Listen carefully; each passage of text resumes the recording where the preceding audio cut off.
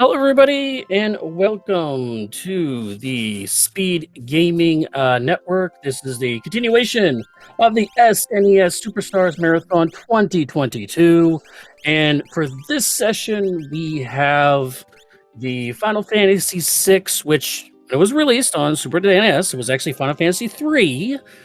But since then, it is the correct number in the order Final Fantasy VI. This is the randomizer Worlds Collide. I am Saberwolf, and I am joined by the Schwans. How you doing, bud? Hey, what's going on out there, Speed Gaming Land, for the Super NES Super Stars Marathon with Saberwolf and Schwant? There's a lot of S's going on in here. I feel like a snake, like hissing at everybody whenever I'm talking. But we should have an exciting race for everybody in the chat today. So, what is Final Fantasy VI Worlds Collide? I got that question a few times in chat. And by the way, if you have questions in the chat, drop them and somebody will answer them. It may not be me or Saberwolf, but somebody maybe smarter than us. But so it's a randomizer for Final Fantasy VI. It's open world, which means you can go back and forth between the world of balance and the world of ruin. And the objective in this particular set of options that we're running is to recruit a certain number of Espers and defeat a certain number of dragons in order to unlock the final boss. And I don't know if we're down or if I should still keep talking. The screen will be right back, but we are still live. Hi. Sorry, we are yelling at you from the Black Abyss. That's okay. Excellent. So in this particular set of options, we need to recruit 6 characters, find 9 Espers, and defeat 1 dragon in order to unlock Final Kefka, and that's basically how you beat the game. There's several other objectives along the way that we'll point out once we get our screens back and going, but what is randomized in Worlds Collide, Saberwolf? Well, basically what we're taking is that for Final Fantasy VI, it's driven by the characters you get. Each character has specific places or objectives in their personal storylines, because one special thing about Final Fantasy VI is that with all the characters in that game, gave it a centric pathing to having multiple stories. A lot of the Final Fantasy games had 1 or 2 or maybe even 3 individual stories, where Final Fantasy VI actually had all 12 characters, 14 characters. All 14 characters each had their own personal story. So the objectives or the place that you can go in this entire world, which you can go to the World of Balance, which is the first half of the game, and you also have the World of Ruin, which is the second half of the game. And it's driven by those particular characters that you have by going into those areas of the map and the world that you can explore. And from those areas, you get rewarded for finishing or completing those specific mini quests, which we call checks. So when you say, hey, there's a check here, there's a check there, that's what we're talking about. We're talking about the completion of the individual quests for those characters, because this game, again, is driven by the characters you have, which in turn gives you rewards for either more characters or Espers, or sometimes what we have is called a dead check, which is just a high-end tier item that you get as a reward. Yeah, so the character gating concept is an interesting one in this particular randomizer. And another interesting thing about it is, as I mentioned earlier, there aren't really key items like there are in other randomizers that you need to find. Instead, it's just a blanket, go get 6 characters, go get 9 Espers, go beat 1 dragon. So we might see, depending upon how the logic of the seed goes, wildly different paths through the seed. There is also a set of objectives, as you're seeing right now on Jones's screen, in order to get high-tier items. And there's also a thing called a Kefka's Tower skip, where you can skip straight to the switches where the statues are in the vanilla game. That is 2 of 3 of the objectives of recruiting an extra character, finding an extra Esper, and beating 2 more dragons. So we'll see if any of the runners decide to take the skip or not. Well, the skip's automatic for this, because for this reiteration, because this is a developing set of flag set, the skip is actually automatically turned on. So regardless, well, you still have to unlock it though. Right, you still have to unlock Kefka to get there. Right. So yeah, I think we will give our runners the show. and we will see what we start off with. So we get 3 random characters to start off, and they have random abilities from the vanilla game. We never know what we're going to see. Character. I'm sorry, go ahead. I was going to say one character we do know that we're starting with is Sabin. Sabin is kind of an all-rounder character. He does a lot of good physical damage. His magic power is it's okay. They'll get 1 random character, which could be any of the characters. And if they also get the 3rd character, which cannot be Gogo or Yumaro, and it looks like we're off and running like a thundering herd of turtles. Hopefully not a thundering herd of turds. We have Slot on Mog and Magitek on Setzer, as well as Sabin with Blitz. So Magitek, as you remember from the very beginning of the game, there's a couple of beams that you get. And in this particular set of options, once you defeat 10 bosses, you can unlock all of the Magitek abilities, including the Tech Missile, which is one of the strongest abilities in the game. Slots is just mash buttons and hope for the best. And it looks like JS is giving us our first look at the Opera House. So in this set of options, you can go perform in the opera. He has to go to all the way to the right. There we go. So he's going to perform in the opera, and he will be rewarded with the high tier item. This is a 4.5 minute-ish cutscene, and you do need to know what the answers to some of these prompts are. But for a high tier item, I think it's worth it right off the bat here. Well, the interesting thing that we have for this demonstration of the FF6 Worlds Collide, which you can download your own and do your own at fs6wc.com. The cool thing about this particular showcase that we are showing some areas of the game that are not particularly used much. For instance, the opera. Generally speaking, on the standard seed, you're not going to have to do this opera. It's kind of a fun little part of the game you don't really see very often when we do these runs. Another area you're also going to see is whether or not you save or kill Sid. That's the beginning of the second half of the game. Spoilers for those of you playing the Pixel remastered. How dare you spoil a 27-year-old game? And another thing is like setting the clock. Now, there's a clock in Zozo, which you generally get a chainsaw out of, and I'm going to cut myself off because W.R. Jones is doing one of those checks right now. He's doing Mog's only check, which is called the werewolf or wolf check, which is at the top of Narsh and World of Balance. And let's see what we get. We're going to have a Ragnarok is one of the options, which is one of the more powerful swords in the game. But he chooses the soldier sprite, which means that this is not a character. If it was a character, you'd see that character sprite, and it is it's a good Magicite right off the bat. There, we'll see what it teaches. All of the spells that all of the Espers teach have also been randomized, and there is a randomized chance that it has it's got Merton and Fire 3, so that looks like a good spell. It's also got Strength +1, so all of the Espers have a chance of a random bonus as well, so that's a pretty good one. Kefka at Narsh early play is very interesting here, though, because you do have to split up your party into 2 groups, and that means with only 3, you're going to have one person hanging out by himself there.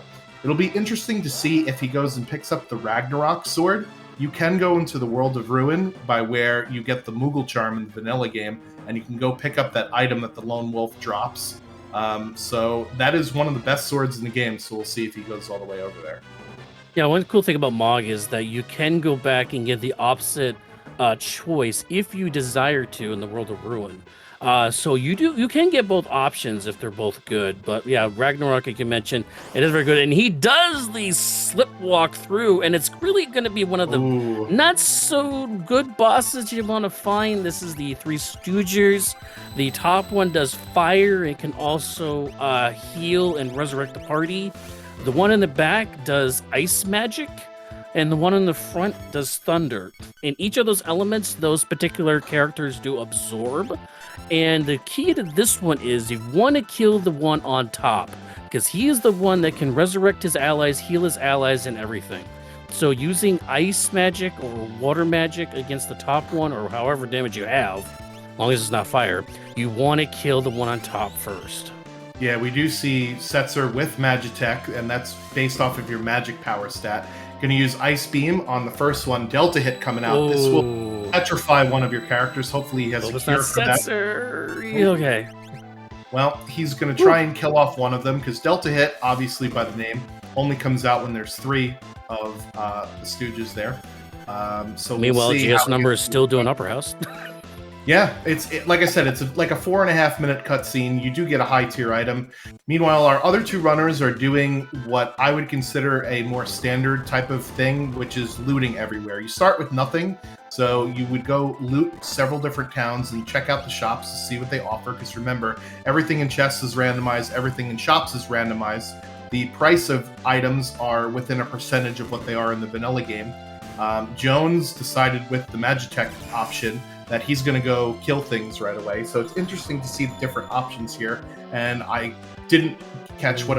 it's a Valiant knife for JS 827 1986. Wow. One of the better weapons in the game.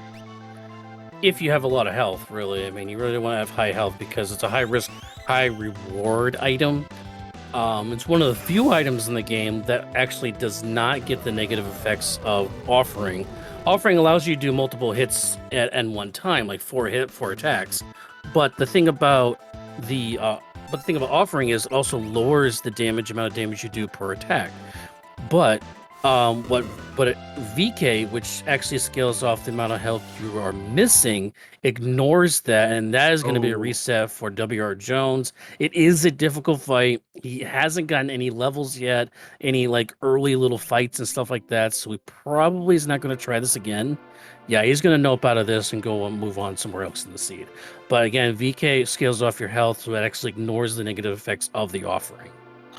Hefe, meanwhile, does find some ice rods in a shop here, so let's see if he buys a couple of them. Usually when I find rods in a shop, I sell almost everything I have to buy as many as I can. Rods, you can use them in battle. And ice rods. Oh, they're both fire and ice. I just saw the ice rods. And thunder. Oh, and thunder rods. That is an incredible shop there in the world of Balance South Figaro. Everybody should be able to see this one. Yeah. Most people will pass through this shop, so it's a rod seed, Saberwolf. So what does that mean? Very rod seed. So you could a rad seed, yeah. So you could use a thunder, fire, or ice, or even pearl rod as a consumable during battle, and it deals a maximum damage, not blockable version of whatever spell it is, right? For the pearl rod, it's pearl. For the elemental rods, it's the tier 2 version of the spell. So what a lot of runners do will grab these rods and use them very early on some of the bosses, so that this way they can breeze through the first few bosses and kind of snowball their levels forward, right? Because we start at level 3, which is pretty bad. So we may see some grind fights, but with the rods in the shops and the Magitek ability, I don't think we're going to here. I think I just saw an Illumina in the chest in the basement on Hefe's screen. Wow. So yeah, free Illumina, anybody? Let me double check that on Shadow Sid, because Shadow Sid... Oh, you already opened that one. It's all right. Most people... So we'll have to keep an eye on JS numbers, yeah. Yeah, he's going to follow him shortly here. So... as I mentioned earlier, the first 5 to 10 minutes of a seed is just looting and figuring out what you have in order to make the decisions that you want to make. So let's talk about the characters that we have and the different world events that we open up. So we already saw Lone Wolf from Mog, and we already saw Kefka at Narsh, which is actually available to any character can go there. Sabin opens up 5 different places. Barren Falls, where you jump yourself off the waterfall. The Imperial Camp, where Kefka poisons that town. The Phantom Train, the Collapsing House in the World of Ruin, where you actually recruit Sabin in the vanilla game. And I'm missing one of them. What's that middle one? Oh, Mount Colts. So those are the 5 different areas that we can go to with Sabin. With Setzer, we have the Kolon Jinin, which is where you recruit him in both World of Balance and World of Ruin. You also have Daryl's Tomb. And one of the options with Setzer is you can search the sky to find the Doomgaze spot. And Jones is in the Opera House, so I'll be quiet for a second here.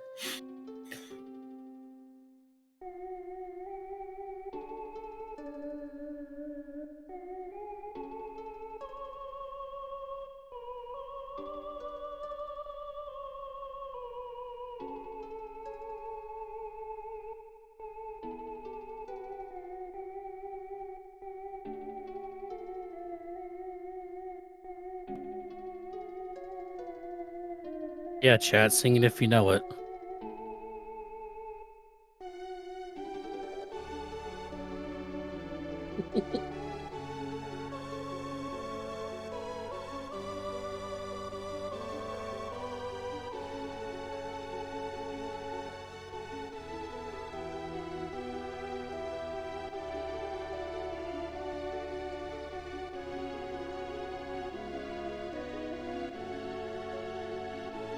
Yeah, I want to get a little time there for the music there for the opera scene there.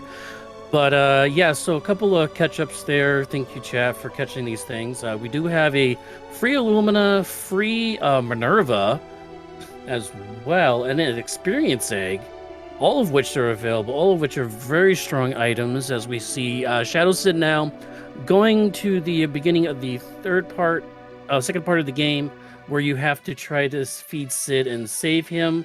To save Sid, you want to catch the fast fish. Unfortunately, Shadow Sid's getting some bad luck here. The only way you have to wait on the edge of the shore to try to grab these fish. The faster the swimming fish, the faster you're going to be able to heal him until he just dies. And we have a Atma in the sky for a Hefe screen. The rods that he found earlier would come in very handy.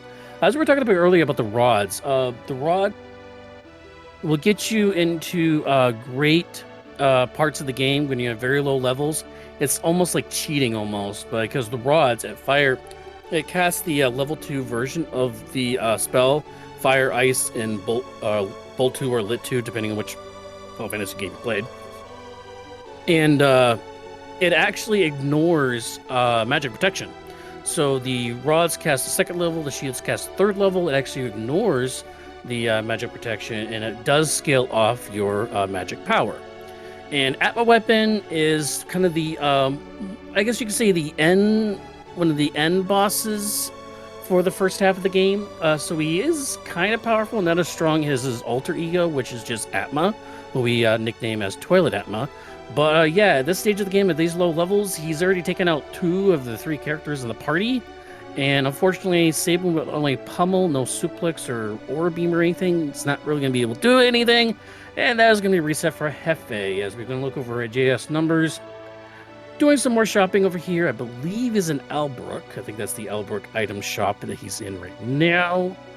Trying to buy those items. As I said, the first about 10 to 15 minutes of the game, your party usually starts either with nothing, no items, no anything, or the starter items, the very first items you get when you first start the game.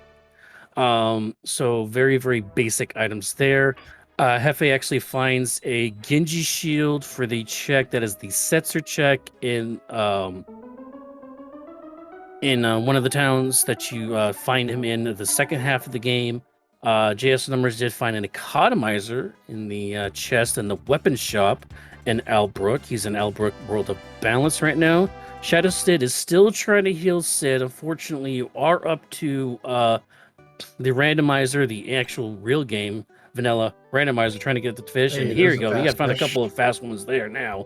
So sorry, that I was should be able to deafened, catch him so my bad. No I was worries. deaf and I didn't know if you were talking to me or not. So That's fine. And yeah. WR Jones is doing the looting run, like I mentioned before. The first 10 to 15 minutes of the game is basically you're going to be doing a lot of looting to catch up on those equipment, because again, you don't start with much of anything. So the first half of the game is all about gearing up your team so you have something to fight with.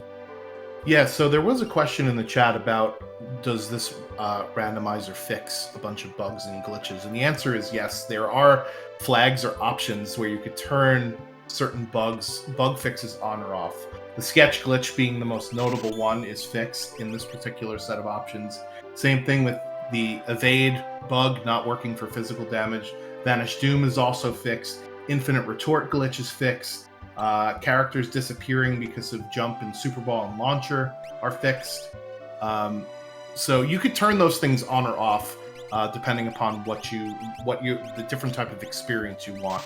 Worlds Collide is highly customizable to be as mean or as nice as you want it to be. Meanwhile, we have Hefe in the Imperial Camp, which is one of Sabin's locations, a good starting location. There are 4 forced encounters here. but it's just regular enemies. It's no bosses, so it's a good way to level up, and hopefully that Hefe can take down the Atma weapon in the sky at some point eventually. And there's also other features that you can add to the Worlds Collide randomizer as well. If you are sensitive to flashing lights, because the old school effects of back in the day, Super Nintendo, the flashing of the white flashes you have, for instance, during Bum Rush or when a boss dies, there is an option you can check off in the randomizer that actually turns, like, for instance, Shadow said, with a flashing white screen on the collapsing house, which is another one of Saban's checks. You can actually turn that white flashing light off if you're actually sensitive to that kind of thing.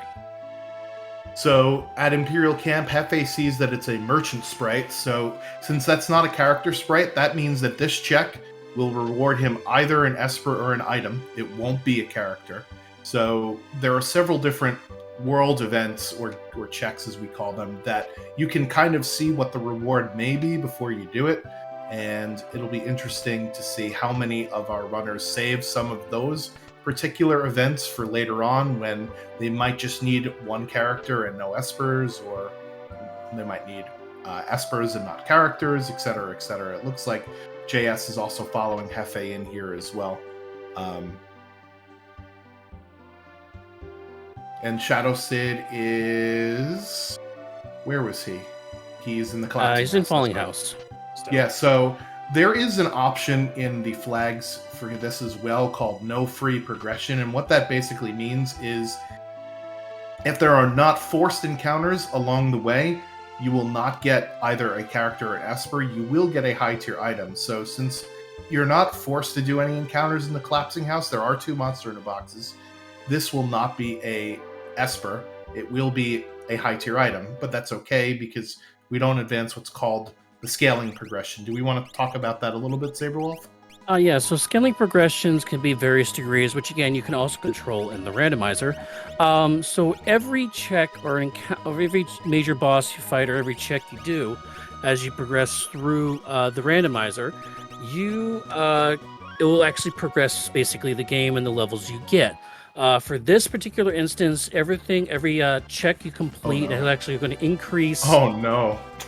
Hefe just got confused and H-bombed himself. Oh no! You hate to see it happen. F's in the chat for Hefe. Oh, yeah, you don't want to see that. And that's actually one of the strongest abilities from Setzer's slots there. But yeah, so every check you complete, so when you finish, for instance, the Imperial Camp that 3 of our 4 racers are doing right now, the bosses and all the levels of all the enemies you're going to see are going to go up by 2, by a multiplier of 2. And they're going to keep growing and growing throughout the seed. So it maintains the difficulty throughout your progression of the seed. So it also creates good fluidity. So that way, as a runner, you can do completely different checks versus somebody else. Like as you see, Sid went to another location where Jones went up to Narsh. No matter where you go in the game, everything's going to be at the same level as you are currently personally. So that creates a lot of direction, it creates a lot of creativity and a lot of different variations. Now everybody's runs are going to be the same as somebody else's. So it does, again, create more randomization. Yeah, so we have a question from the chat about H-Bomb being stronger than Magitek. The answer is it depends. Right now we do not have all of the Magitek abilities. We just have the 3 elemental beams plus the cure beam. H-Bomb will hit all targets, whereas the beams will only hit 1 at a time. So it kind of depends on what you're fighting against. Certainly when you level up the Magitek, when we defeat 10 bosses and we'll see Tech Missile come out. Tech Missile is one of the strongest things in the game. But H-Bomb is particularly devastating because it's an AoE attack, so it will hit everything on the screen. Meanwhile, as example right there. Yep. Meanwhile, I missed what came out of the collapsing house, but it is the Carbuncle Esper, JS first one through the Imperial base. Not really anything good on that Esper, and Carbuncle is not all that useful. It will cast, if you use it as a summon, it will cast Reflect on your entire party, which is situationally good, right? But yeah. However, it is an Esper. So right now, both Jones and JS are the only ones, I believe, with Espers. Oh no, I'm sorry. Sid also has an Esper as well. Yeah, Magitek in this game, and something that we're actually trying to, for lack of a better term, nerf, I guess you could say, to try to create it where you have to do like 10 bosses or 10 checks in order to unlock what we call Terra's loadout. Because if you remember at the beginning of the game, Magitek, you can use Fire, Ice, Beam, and then Heal, versus Terra can use those abilities plus the Missile and Bioblaster and like that. So we're trying to make it so that Magitek, which is probably one of the strongest abilities in the game for the randomizer that you could get, we're trying to tame it to where you get the Terra loadout later on. You have to like get rewarded by just getting it. You don't just start with it, because a lot of the records, like the fastest runs that we've had in this game, has been from Magitek and another ability called Shock, starting with those two abilities. And so that's why those are very, very powerful. Magitek Missile, I believe, is basically Flare, if I'm not mistaken, like a faster version of Flare. Yeah, the battle power is on. The battle power is on par with Flare, and it also inflicts the seizure status effect, which basically makes enemies lose HP over time, similar to poison. Just for reference, the beams in Magitek have a battle power of 62 and will hit one person, versus H-Bomb, its battle power is 130, but that also splits damage to multiple targets, right? So if you're splitting damage, that's 75 per target. So it's slightly more powerful, and it deals non-elemental damage, which also it depends. If your boss is weak to lightning, then the bolt beam will do more, etc., etc. Anyway, Hefe is going to jump off a waterfall. And I'm free falling. Oh, I was going to go with a TLC reference, but we could do Tom Petty as well. Go to Jason Waterfalls either. No, don't do it. Oh, it's a falling, dabbing Yeti. Yeah. There it is. We do have fire rods, so obviously the Yeti is weak to fire. It's an old man at the end of the train. Yeah, so Strago with GP Rain on the train. He's saved up his retirement, his 401k, and he's going to throw it at all of the enemies here. And we're going to have the one of the quest things here in a second. Yeah, so about the Phantom Train, right? The boss at the end may not be the Phantom Train, but once you do defeat the boss at the end of the Phantom Train, you can come back to the Phantom Forest and fight the Phantom Train whenever you'd like, in order to complete that objective of the suplex of the train, which is everybody's favorite Final Fantasy VI meme. That's probably the most well-known one, right? So, fire rods all around here. Of course, it has to be. And why? Why did Pixel Remaster not have that in the original setup? Well, you know, still to this day, we're confused. It's hard to move graphics upside down, don't you know that? Barely. Especially remaster them. I mean, come on. So the Phantom Train, you can grab the reward in the caboose before you do the entire train. It will up the scaling that we talked about, so it will increase the enemy levels by 2, but you get the reward right away instead of waiting to beat the boss for it. At the bottom of the waterfall, Hefe is going to stand up and find that he is grabbing another Magicite, Turato. So that'll be his second there, and it'll be Jones's third. Turato is the Earth. It's got Stop and Magic Power +1, so Stop is useful on all of 2 bosses in the game. Spicy chicken, and if you really need to hit, or the blue man in the final battle here. Yeah, suplexing the train is not a win condition. However, you could customize a seed to make suplexing a train the requirement for unlocking the final boss. We did not do that for our runners. It will be a high tier item in this particular set of options, but that is something you can do. And Jones and Hefe, almost a sync here, following JS to the Phantom Train. And they will find the old man in the caboose. And on top of that, and JS numbers did finding a hero ring in one of the chests. So now Sets are rocking a hero ring and earrings to go along with that Magitek. So he's pretty buffed up now. Yeah, he's just going to start throwing change at people. And there is a monster in a box on the Phantom Train, so it's definitely something that you could do. But that is not one of the monster in a box encounters that we really want to see. We want to see the Katana Soul in order to reward a lot of chunk of change and the offering. Sid grabbing his second Esper there. JS is going to do a little safety save. The second ghost here in both the first and second cars will sell you stuff if you really need stuff. So Jones is checking out the ghost merchant. And those two will be the same. The stores will be exactly the same, by the way. Correct. And once you do defeat the Phantom Train, you could still get to the shop. You just have to go into the Phantom Forest, and the ghosts will be wandering around here. Flick the two switches, and let's see what the boss of the train is here. Shout out there, a Nubian Sea Dude. Yeah, Pixel Remaster did forget a couple of things, but they did add the I believe it was the end game islands for the most powerful weapons in the game, the Dragon Islands or something like that, or Dragon Cave. That was not in the original game. I believe that's in the Pixel Remaster, so it did add some other things too. So, all right, so JS insta reset. Now he's going the other way in the Phantom Train. Is he looking for levels here? Maybe he wants to learn a spell. Yeah, be looking for levels, or he's trying to learn a spell. I didn't see what the boss was. That was so fast. Was it level 5 Doom? Oh my god. Oh, so wait, it's Doomgaze. Oh man. Oh lord, that is scary at the end of this modded train. That is double awful. A flying Doomgaze chasing you down the tracks and you get level 5 doomed. Oh my goodness. Doomgaze is not a difficult boss per se. He just, if you're level 5 or 0, if your end level is 5 or 0, you get insta-killed. And the other part about Doomgaze is he has a lot of HP. He's tankier than you think, because you're looking at this little skeleton thing flying through the air. You wouldn't think it had a lot of HP. He has a ton of HP. And also, it would also be helpful if you actually have ice protection.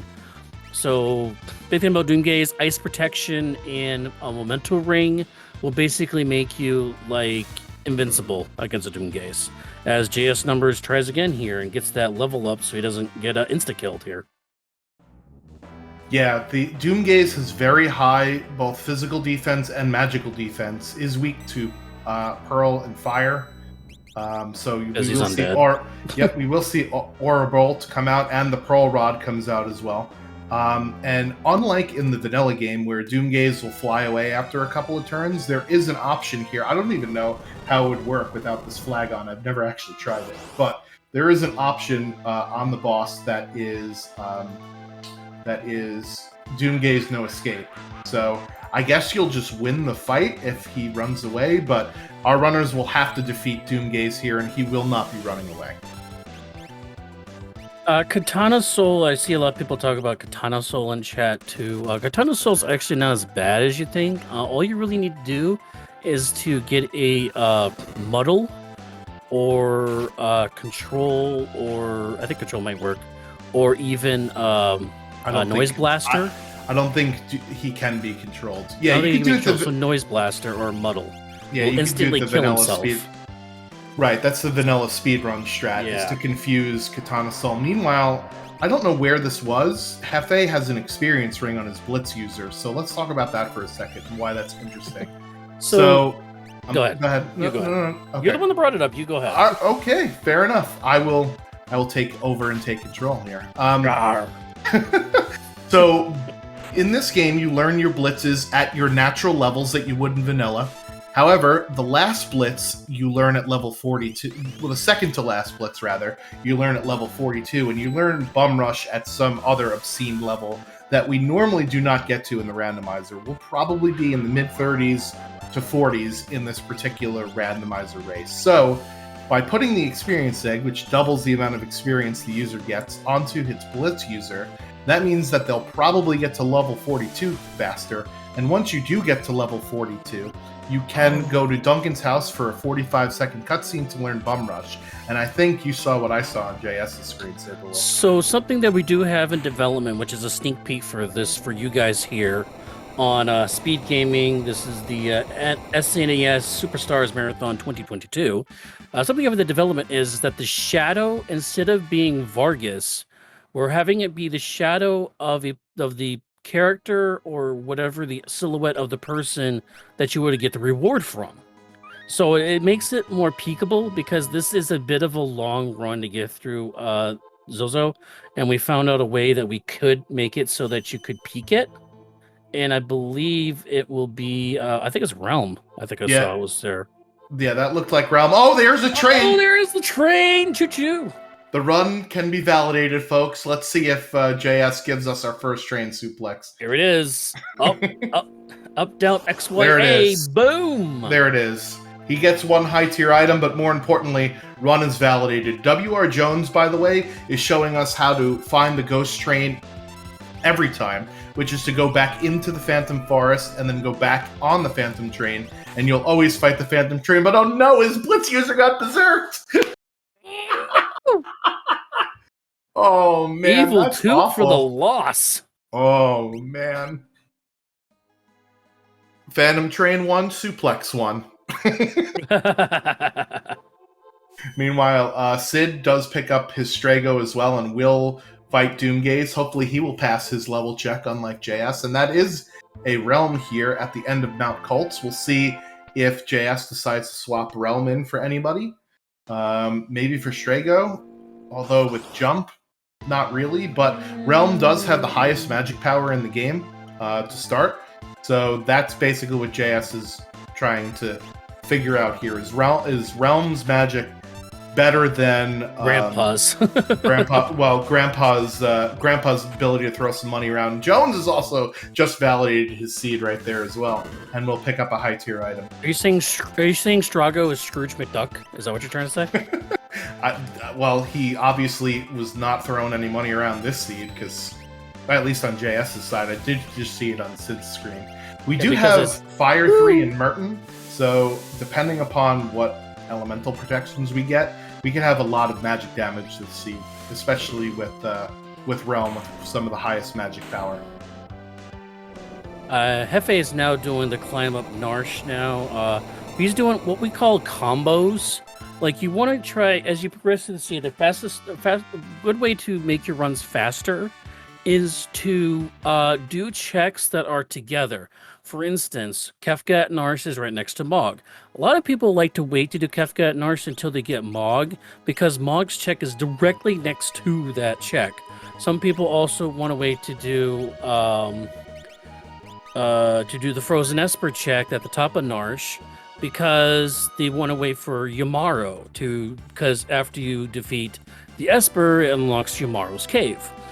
So, and also want to wait a little bit in the game because also Kefka Narsh, again, like we said before, you lose a character. You have to put a character in another group or party. So that way, by waiting till you get about 5 characters or more, it doesn't pull that one character you might want in your final party for Final Kefka out of the group, so that you can maintain the levels and keep pushing the levels up and up more and more. It also makes it so that the boss is as difficult because you're fighting with 4 people and not 3 or even less, like 2 earlier, like W.R. Jones did. Yeah, so Hefe already knows what the boss is. Oh no, I'm sorry, you're right. That was Jones that went there. That was Jones is the only one, yeah. So Hefe now knows some more spells and has some more firepower, and it looks like he's not going do Kefka. No, it looks like he's not doing Kefka at Narsh. He sees that it's a merchant sprite and decides to not go there. He's looking for some characters, perhaps, so we'll have to ask them about that at the interview. Meanwhile, Jones is going to be upsetty spaghetti that he went back into the Phantom Forest to do the Phantom Train, only to fight it here on Mount Cults again. Sad face on this one. Maybe you can suplex it again. Suplex it again. Do it for the memes. Yeah! Unfortunately, if you suplex the train multiple times, you won't get multiple high-tier items, because the objective is, suplex the train once and you get 1 item, and that's it. So, yeah, he did it for the memes, so we're going to give him plus 1 meme point. Meanwhile, Shadow Sid is also going to do Mount Cults. A lot of runners doing sort of similar checks here. The only one that we haven't seen is Daryl's Tomb. Yeah, we haven't figured out Tomb yet. and the we haven't seen Strago Search the checks. Skies either. Search the Skies was Atma weapon. Oh, you're right. We didn't see what the reward was, but yes. Yeah. So Strago unlocks 3 different world events. The Fanatics Tower, which you can see what the reward is at the bottom before you go all the way up the tower, and there is a guaranteed high-tier item at the top of the tower, as well as a dragon. However, the gimmick with Fanatics Tower is you can only use magic, so you're going to want to learn some spells first. Jones forgot his Moogle Charm there.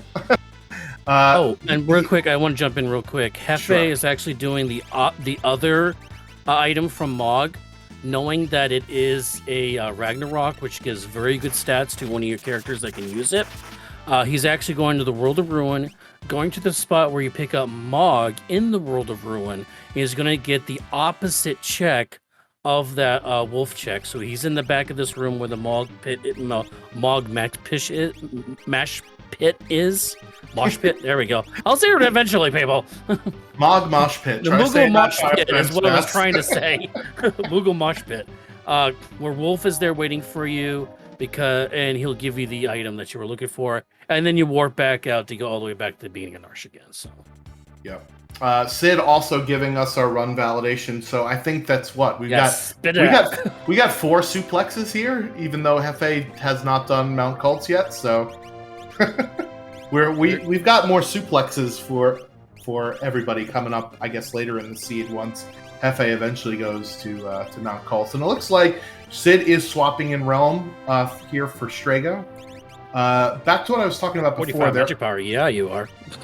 It looks like Jones took Mog out. Mog with slots got benched for Realm and Strago.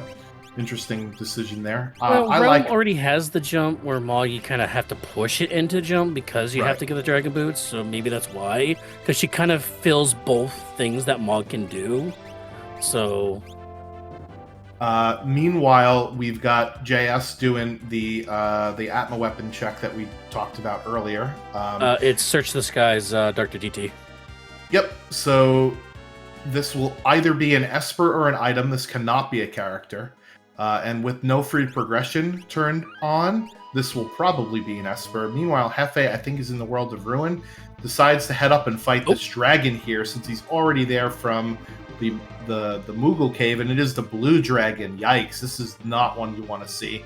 Blue Dragon is the water dragon, and there's not a lot of water resistance in the game. But we want to note that, because we haven't mentioned this before, as I see a toilet Atma on the screen for Shadow Sid, that's going to be and for WR Jones. We almost had 3 Atmas at once, folks. Watch out. Yeah, we did. It's a lot of Atmas. But one thing about dragons we want to note is that dragons are scaled. So just like the bosses are, of course, dragons are scaled. When you raise them up, dragons are actually scaled for this. Dragons have to be scaled. Come on, they're reptiles, aren't they? Yeah. Okay. Smarty pants. But yeah, dragon levels are not level 50 like they are in the vanilla game. They're actually lowered and they progress up through, but they still give you the heaps amount of experience and magic points to learn a lot of spells. So. Yeah, so Genji Shield is the reward for the Colin Jinin. Since JS is near Daryl's tomb, I'm assuming we'll see that next. It's a Genji helmet as a reward for killing that dragon. Not great, but you want to kill the dragon for the levels. And he will probably go and fight Tritok here. Tritok is a spot that's open. It's not character gated. Setzer can swing Ragnarok, so that's what he'll be doing the rest of the seed. Although, doesn't he have Magitek? Yeah, so maybe he'll pivot to Magitek later on. Anyway, so this Tritok spot is open to any character. It's not gated, but excuse me, it will only give you an Esper or an item, and this is Dataluma. Big Daddy. Dataluma weak to poison, but pretty much as weak to most things as most World of Balance bosses are. That is a Unicorn Esper at the Esper Mountain. I think I saw Flare on it. If so, then that's a decent spell. But it's at ×1, so it's going to take a while. Oh, yeah, that's going to take a bit. It is that Flare is non-elemental and it ignores magic defense. However, it is the longest animation in the game for magic spells. And Jones doing the Walk of Shame without a Warp Stone. Womp, I'm sorry, that's womp. not Flare, it's Fire. Even worse. Oh, so it's just Wild Wind and Fire, so not really much help there. Yikes. Mog is an Illumina on Savage Sid. There we go. So yeah, Strago. So we haven't seen any of Strago's checks. It's the Fanatics Tower. It's Ebbets Rock, which is kind of like an RNG dungeon, and the Burning House, or as we refer to it in the community, Casa del Fuego, where you have to fight the flames and then fight the boss at the end. It is Stray at the top of World of Ruin Narsh, so we'll see what that has on it. Fire 3, Bolt 3. That's a great Esper there. And I don't know how many other people are going to pick that up, because I don't know how many people are going to go up to World of Ruin Narsh without the Yeti. Question in chat from TXTZ about... Oh, I lost the question, sorry. Does the random fix combat speed not affecting sword tech and the likes? Yeah, so we have increased the speed that the sword tech will charge up so that you don't have to wait there forever, as a good quality of life thing.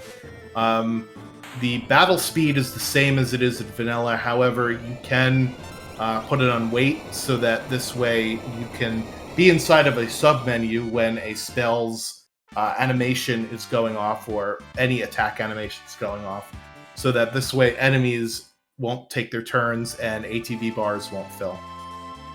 Speaking of Ebbets Rock, Hefe is diving in here. 22 pieces of coral, and you get warped right to the chest in this particular version. This is the development version of Worlds Collide, so that's a nice quality of life fix that we have here. Really? I didn't know about that one. That's nice. Yes. So once you get 22 and no less pieces of coral, there you see Hefe gets warped right to the chest to hand over the coral. I gotta clap on that one. It makes this check a lot less awful, because the worst is when you get your 22 pieces of coral. When you get the 22 pieces of coral and you can't find the boss room, that's the worst. Argus in the Pooh Shadow Bears. Sid thinks about it for a second. Ragnarok, or nope, he's gonna go pick up. He's gonna go pick up the merchant, which is an Esper, but I have a feeling he's gonna go back for that Ragnarok there.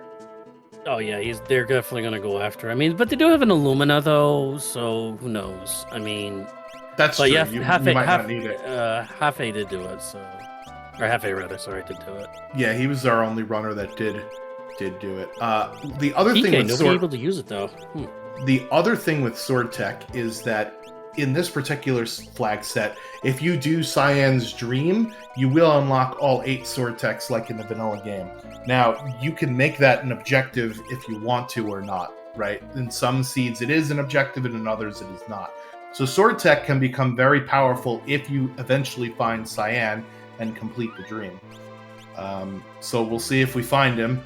Although we have 5 characters now. The other thing that's in dev that you may or may not... Yeah, the other thing... Oh, there's Shadow. So Shadow's hiding out in Ebbets Rock. So there's sort of a familial connection right there. Yeah, another cave. And he has health once again. Yeah, health is Bannon's ability in the vanilla game, and since all of the abilities are shuffled onto all of the characters, it's interesting to sometimes see abilities you don't usually get to use very often in vanilla on these particular characters. One other thing I'd like to point out about the dev seed, and you'll see it probably on Hefe in a second, is that we have an HD version of the minimap on the overworld, which is very nice, especially for newer runners to figure out where the different spots in the game are. It's great. That's a very nice addition. I was very happy when I saw that earlier. And now I forgot what I was gonna say. Dang it. Yeah, so Thamasa is where you end up after Ebbets Rock if it's a character. If it's not a character, you just end up outside of Ebbets Rock again. For those not familiar with Final Fantasy 3 or 6, health is very similar to Prey in some of the Final Fantasies. It's basically Cure 2 is basically what it is. Right, it's a free Cure 2 that heals your entire party. So it's not bad by any stretch of the imagination. As you have seen, the spells that get taught on Espers are completely randomized, so you might get a seed that is completely devoid of any Cure magic whatsoever. So it is a very nice thing to have, just so that you have some Cure somewhere in the seed. Meanwhile, Behemoth Suit is at the Gao Manor. That is the best armor for both Realm and Strago, I think, can wear it in vanilla. And how Shadow Sid getting a Ragnarok Esper at the top of Nars. So both Ragnarok's are up there. Yep. Darn, I missed what was on the tomb for Jones, but he is going to fight it. And it is Fun Baba. Ooh. He skipped leg day every day of the year.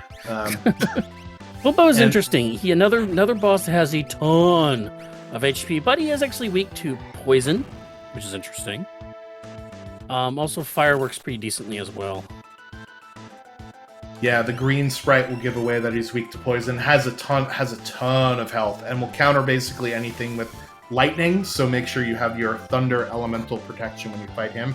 Hefe is heading up to the floating continent, which is one of Shadow's checks. And unlike in vanilla, we do not have to wait until the 5 seconds at the very end. But there are 3 different rewards in the floating continent. The first one comes after 3 forced encounters and 2 bosses. The second one comes after you do the entire puzzle and you fight the Atma weapon spot.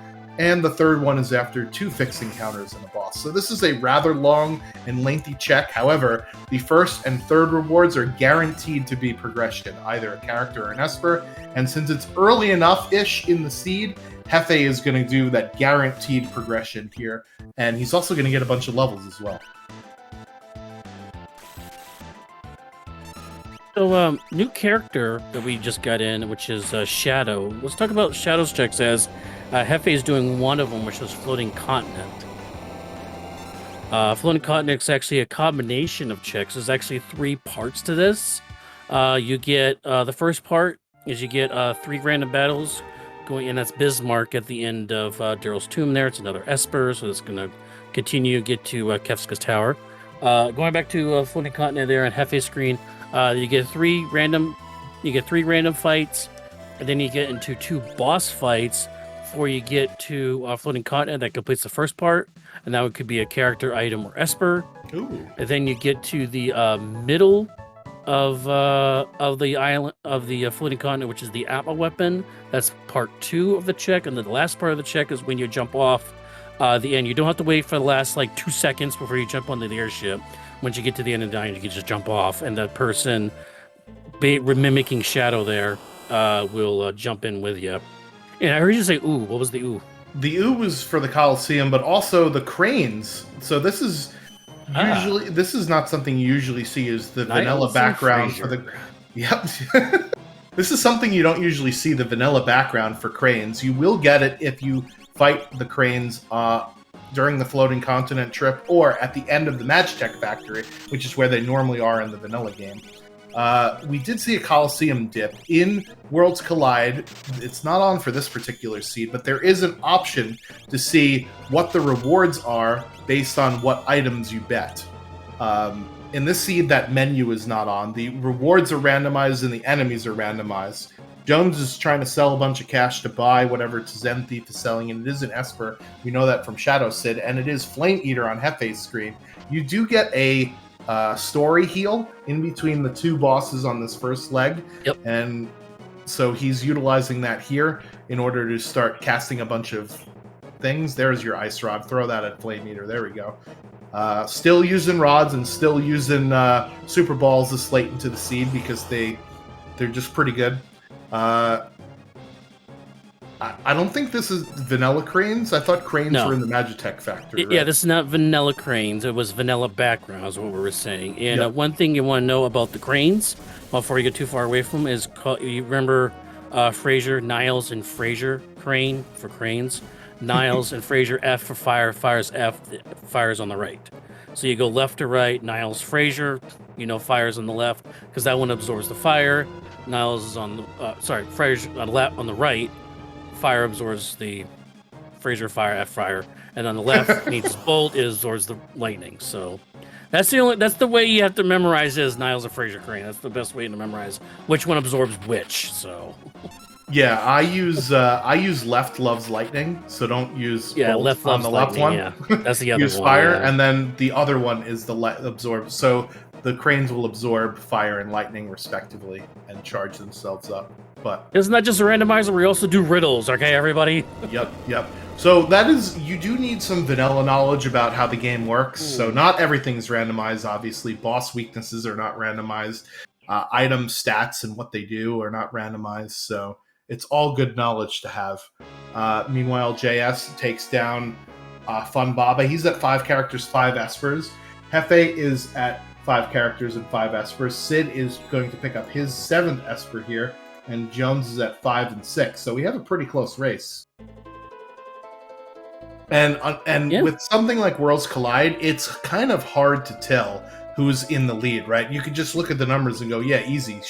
Shadow Sid's in the lead. He has the most rewards, right, at 5 and 7. But we also have to look at levels, and we also have to look at the checks that he has left.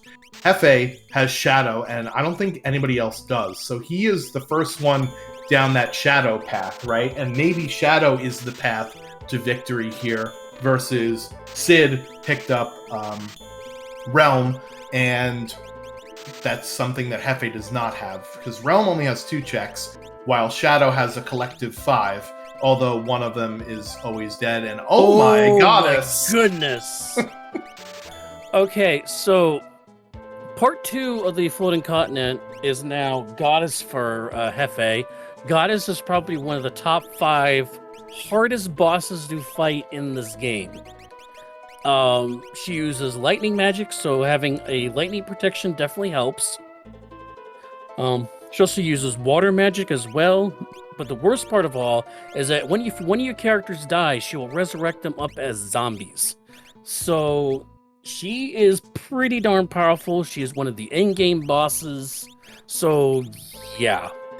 Yeah, when she gets low enough HP, she'll do Overcast, which, as Saberwolf said, gives you a timer, and then when it gets to 0, you become a zombie.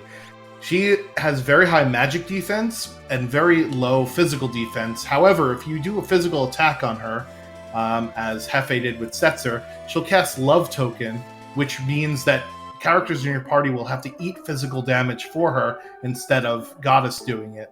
She is weak to fire, and will absorb Pearl and Lightning, but that's Goddess out of the way already. Little Chocobop action. The Chocobo is coming to save Hefe there. And Double Jones is back in the Opera House, but he's in the World of Ruin, which means he's going to be doing a dragon that's on stage. Meanwhile, so dragons give you a lot more XP and like that. This is Fire Dragon. We have Fire 3, so this should be a pretty darn easy fight. Yeah, Ice Dragon is one of the lesser dragons, lower HP than the rest of them. The only thing that he could do is annoy you with this move here, End Cross, which will freeze your characters. And it missed everybody, thankfully. The only way to unfreeze a character is to cast Fire on yourself, which sounds like a bad idea, but it's the only way you could unfreeze in this particular, with that particular status. I think Sid and JS are both in Owser's Mansion here. This is 2 forced encounters, 4 optional encounters. Actually, that's 5, because there's the painting. I forgot about the painting. And there's a boss at the end here. So we'll see what the boss at the end is. Dragon Horn for Jones. We have Realm with natural jump. I don't think Realm is going to be jumping, though. Her strength is not... She is not very swole. I think her strength is like 24 or something abysmal. No, but if you cut Mog in the party, that would be helpful for Mog if he can find some Dragon Boots.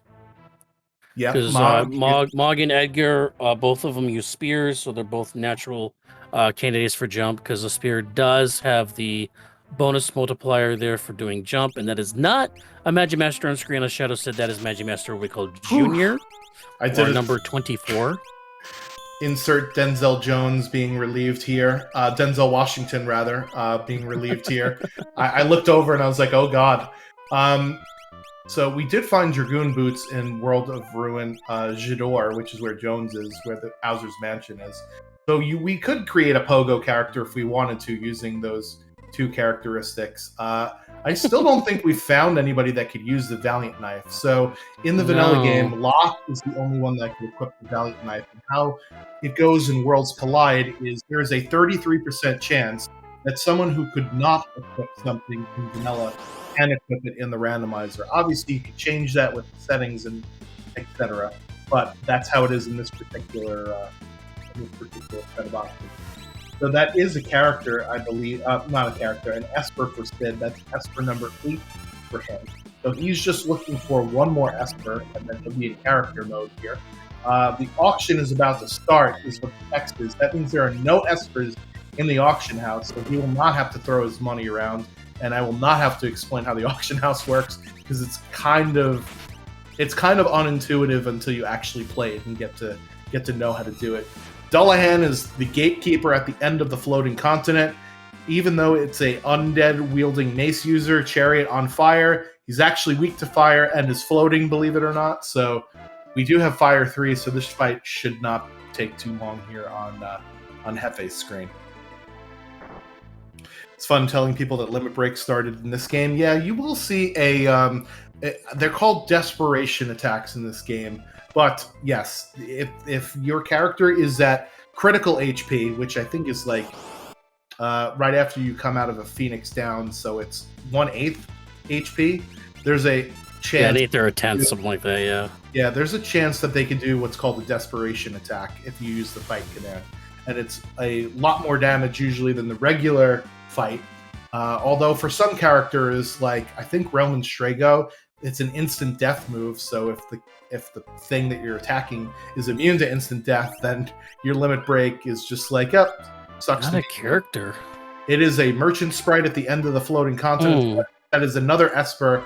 So Hefe going 3 for 3 with Espers there on the floating continent. That's big. I mean, that's good for your run, try to get to Final Kefka, but we need characters right now. At least for him, he needs the Shadow, which unfortunately we know is at Ebbett's Rock, which he's not doing. So he's actually doing Shadow's other check, which is Cave in the Veldt, which I don't think we've seen yet. But it is a check that you can peek, which means you'll know what the reward is before you actually do it. Speaking of peeking, did you see what JS saw at the bottom of the Fanatics Tower? Because I missed it. I'm having a hard time watching JS stream, unfortunately. Yeah, if anybody in chat knows, listen, chat, I was told there would be no math, so that's why I didn't say or didn't look up the fact that it's a 1 in 64 chance while at 1/16th HP, and Gao doesn't have a desperation attack because technically Gao doesn't have a fight command. Right. Although in Worlds Collide, you can put Gao with the fight command. Gogo is at the bottom of Fanatics Tower. Okay, so that's character number 6 for JS. Yeah, I was going to say Gogo's desperation attack is pretty gnarly. Actually, it's called Ex Medio or something like that. There's a giant chunk of rock. I was actually watching the Super Mario RPG randomizer run before. It's an Esper, another Esper for FA. Yep, and it reminded me a lot of the animation that they must have reused in that game for the fireball or whatever it was. So, what would Gao's desperation attack be? Let us know in the chat. Life 2 on that Esper there from Jones. Ooh, statue on the screen. Oh, another statue. Yeah, this is one of the statues like Goddess we saw earlier. This is Doom. Doom's big thing is that he does a lot of ice attacks. He's a lot like Doom Gaze, where he tries to instantly kill you as well. That's really about it for Doom, honestly. I mean... Yeah, so Doom has 2 different phases, although before that I will say Green Monkey has won the Gao Desperation Attack name with Dried Meat Dior. I see what you did there, Green Monkey.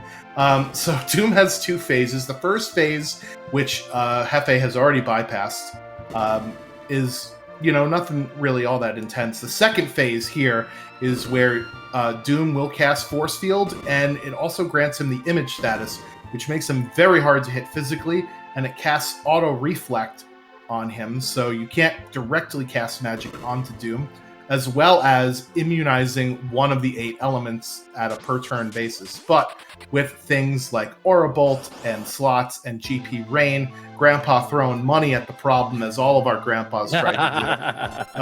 That is Doom down over there for Hefe. Simultaneous Vargas fights for Jones and Sid. Now, since we have Sabin with Blitz, you can use the pummel like you would in the vanilla game and end this fight right away. However, you don't get as much XP for doing so as you would if you just beat Vargas normally. Blink and I missed it. I didn't even see what JS killed at the top of Fanatics That Tower. was Tunnel Armor, the weakest boss machine in the game. You just cast Bolt a couple times and it instantly dies. Going back to the Gao conversation, one of the games that I play, I know this is going off the reservation of Final Fantasy VI, but Opera Omnia, which is a collection of like all the Final Fantasy games throughout the series, and all the characters bring in the game, their EX abilities in that game is, for Final Fantasy VI characters, is their desperation move. And since Gao doesn't have one, his EX ability in that game is called Beast Raid.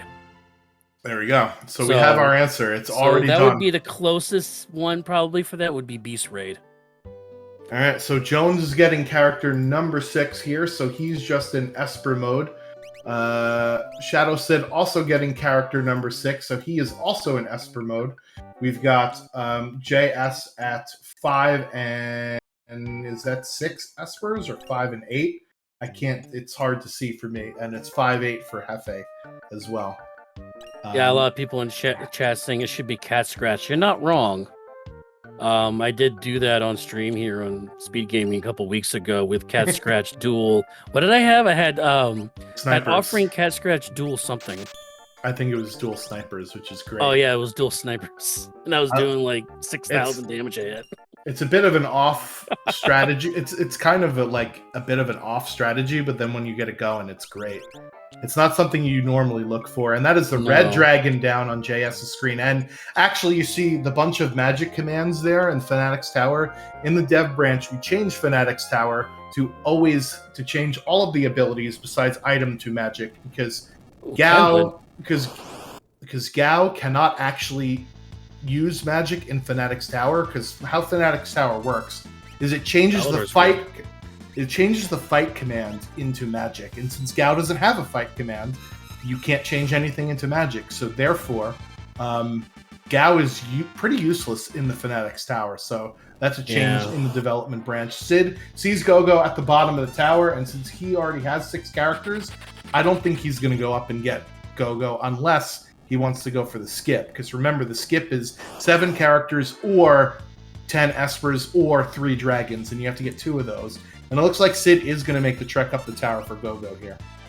Yeah, you might as well. I mean, you need some progression somewhere. Fortunately for Gogo only has 1 check, like Yamaro. Gogo's check is in the belly where you find him there, and Yamaro's check is, of course, behind Tritoch and Narsh where you find them. Little high five in the Fanatics Tower there between JS and Shadow Sid. Meanwhile, as mentioned in the chat, Jones is in the Casa Del Fuego. This is a late play that's very interesting. A lot of runners don't go here.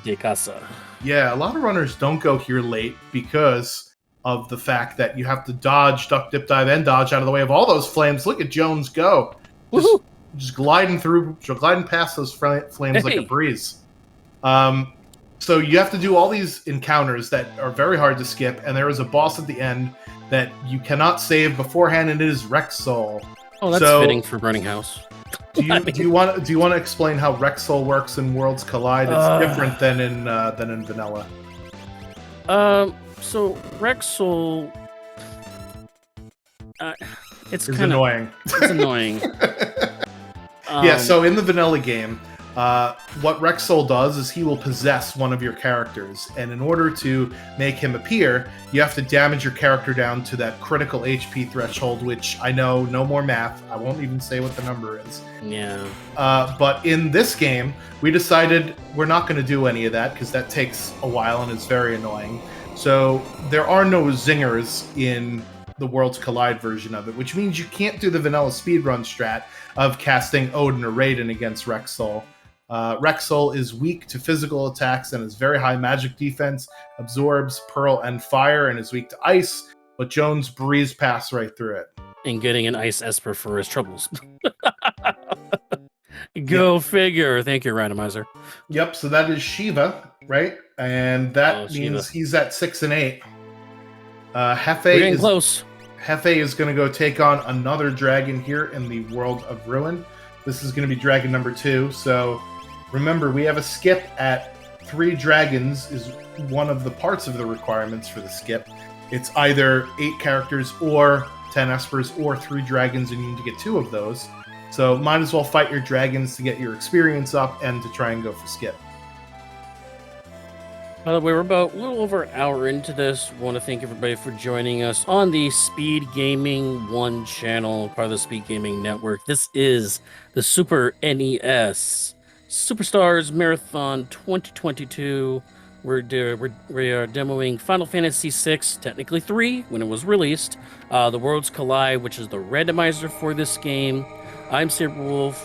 I'm joined by the Swans. We're watching W.R. Jones, Shadow Sid, Hefe, and JS827196, or JS numbers, as we like to call them, doing the speedrun head-to-head competition here. Yeah, I wonder when JS's birthday is to send him a present. Yeah, I have I know. no idea.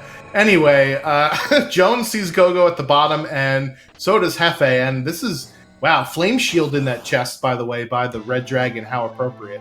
Oh, we do have Merton available. Yeah, that's not going to work against the dragon. And we got 3 Fanatics Towers at the same time. So in this particular set of options, you do get a high tier item for either saving or killing Sid. And appropriately, Shadow Sid was the only one that did anything, and he did save Sid. I thought he was going to kill Sid there for a second. I would have when the first fish was the slow one that he said that in our Discord that he was going to kill him. It really depends sometimes on what the fish give you, and if any of our other runners decide to go after Sid, we'll explain the mechanics of it then. But basically, if you want to save Sid... Esper, hello. Yeah, there it is. Whale on the screen. If you want to save Sid, feed him fast fish. If you want to kill Sid, feed him slow fish, or just wait for 2 minutes. Yeah. Yeah, so Tunnel Armor is weak to lightning, as Novasol points out in chat. There is no Thunder Rod. Although we did find Thunder Rods in a shop early in the stream.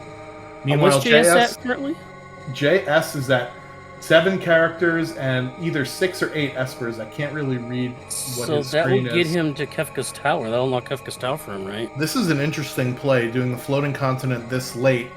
But it's 3 espers, though, so he'll get it, though. Yeah, he's running out of options here, right? Like, the only checks that he has left to do are Go-Go Zone Eater, Floating Continent, or Velt Cave for progression, and Lone Wolf and Kefka Narsh. I probably would have went that way, but yeah, it's a little bit faster. Like we said before, Floating Continent, you're guaranteed to get progression at the 1st and 3rd spots. Mm-hmm. But he is going to have to fight Goddess to get through this, though. Yeah, he'll be fine. I'm just saying. I mean, so Hefe is about to unlock his big Magitek thing, I think, once he beats the boss at the top. Same with Jones? Yeah, same with Jones and same with Sid. So in this particular set of options, if you beat 10 bosses, you could unlock the rest of your Magitek tree. So we've only been using the first 4 options for Magitek. They will now unlock the extremely overpowered Tech Missile, along with Exfer, which can instant kill, and Confuse, which is great on Katana Soul and the Red Dragon, although we already defeated the Red Dragon. Another high five here from Hefe and Jones in the tower. What was with Square's fetish with stairs in this era, right? There was stairs in this game, stairs in 7 with the Shinra Tower. Like, what's going on here, Square? I mean, did the Stairmaster come out when this game came out? I mean, I don't know. I mean... Stair Enix. All I know is that my left thumb got really tired on this tower, I will say. You know what the thing is? A lot of runners actually like this as time to think about what their next move is, and the motion is such like a circular, like calm, soothing thing. For me, I don't like forget all that. I just want to get to the bottom of the tower and go. It's carpal tunnel. Like what are you calm and soothing? I don't know. That's what I'm just saying. What I've heard from other people talk about it. Sid is doing his 3rd dragon here, the blue dragon, and we'll probably get the Tritok Cliff as well, which we saw earlier was an Esper. So that will put him in go mode for Kefka's Tower Skip with 3 dragons and 7 characters and 9 Espers.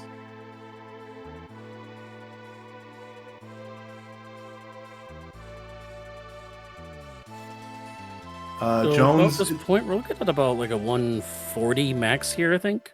No, not with Skip. Because you could just go to the statues every time. Depending upon if we have yeah. warp stones, right?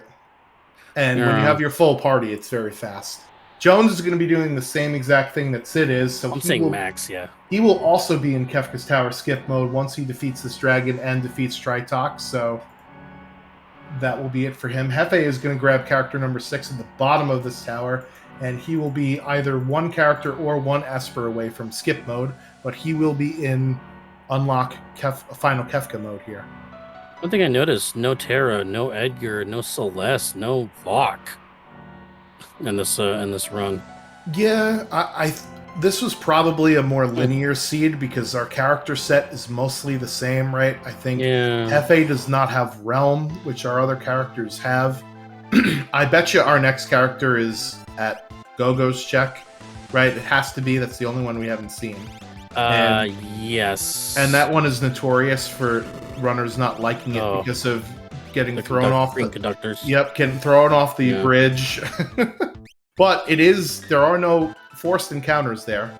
So it's one of the weird things that I like to do very early. If I get it, I'll just be like, hey, let's get this out of the way. There's no encounters that I have to fight at level 3, and I'll get some sort of reward at the end. But Monkey, we're not going to start an argument of who was the lead character of Final Fantasy VI. Let's please not start that argument.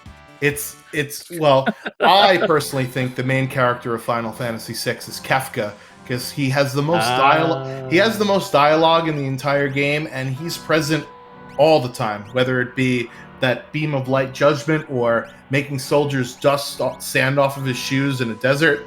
He to me is the main character of this game. Mog is on the box art. Terra is like the main character for the first half of the game. Celeste is arguably the main character for the second half of the game because you start with her and you have to find all of the other characters through her, right? But that's just my hot take. What about? Let's hear the hot takes in the chat.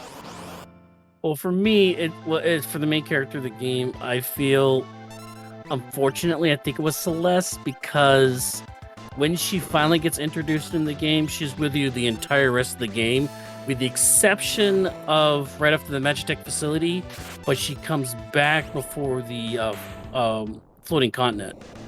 So except for that one little gap there after you pick her up, she's with you the entire game because you get her at the start of the second half of the world, and she's throughout the rest of the game from there. So, and Locke's actually not even. And Locke's an optional character because you can only find him if you go to the Phoenix Cave.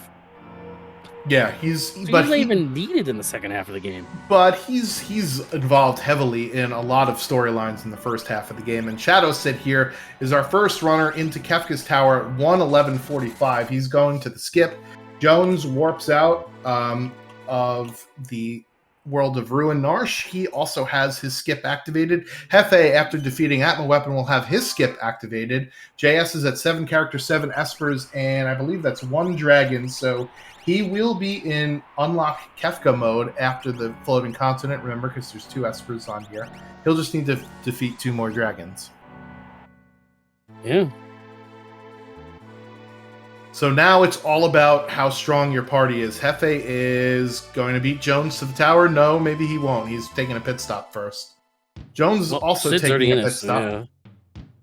Does Jones not know that it's only 2 out of the 3 that he needs? Maybe he's looking for something in this monster in a box here? I don't know. But we do see Goddess. Oh my Goddess on JS's screen. But we've got Merton going, it looks like, for him. So that's how he's going to defeat the rest of the seed. Merton is a fire and wind-based magical attack. Very high damage, but it hits everything on the screen, including your party. So unless you have or some sort of elemental defense against fire and or wind, you don't want to cast it. But it looks like he does because he's getting a big fat bunch of zeros up on the screen. Yeah, fire shields, rage rings are the most common. There's also Minerva's is also another option. Paladin shields another option. Shadow Sid resetting here. I was gonna say I don't think tower. Did he not fight the first boss? He overloaded middle, so I'm thinking that he's just going to do the middle trajectory first and then do the sides afterwards. Yeah, I think he's going to do just team up everybody and just plow through, and maybe he's just doing some scouting here. A lot of theory crafting in the chat as to who Gogo's identity really is. So Gogo could be General Leo. Could it be Emperor Gastal with amnesia? I've heard there's also Gogo being Daryl. I've also heard that is it Barum, the guy that Daryl. is with Shadow, the thief, right? Barum. Shadow leaves Barum to die and goes and abandons his family or whatever. I'm going to say that because he can mimic everybody's abilities, he cannot be General Leo, because General Leo died. We know he died. Emperor Gastal. I don't know how you survived getting yeeted off of a floating continent, but yeah, sure. He did really. Yeah, I like the theory that it's actually Barum, and he's helping out Shadow, you know. But this is Chupon, so we had one Chupon fan in the chat, I know. So here we get to see Chupon. Worst boss fight in the game because you don't get XP or GP from this fight. It is completely in case you don't know who we're talking about with Barum, Barum, if you do the progression of all of Shadow, spoiler alert.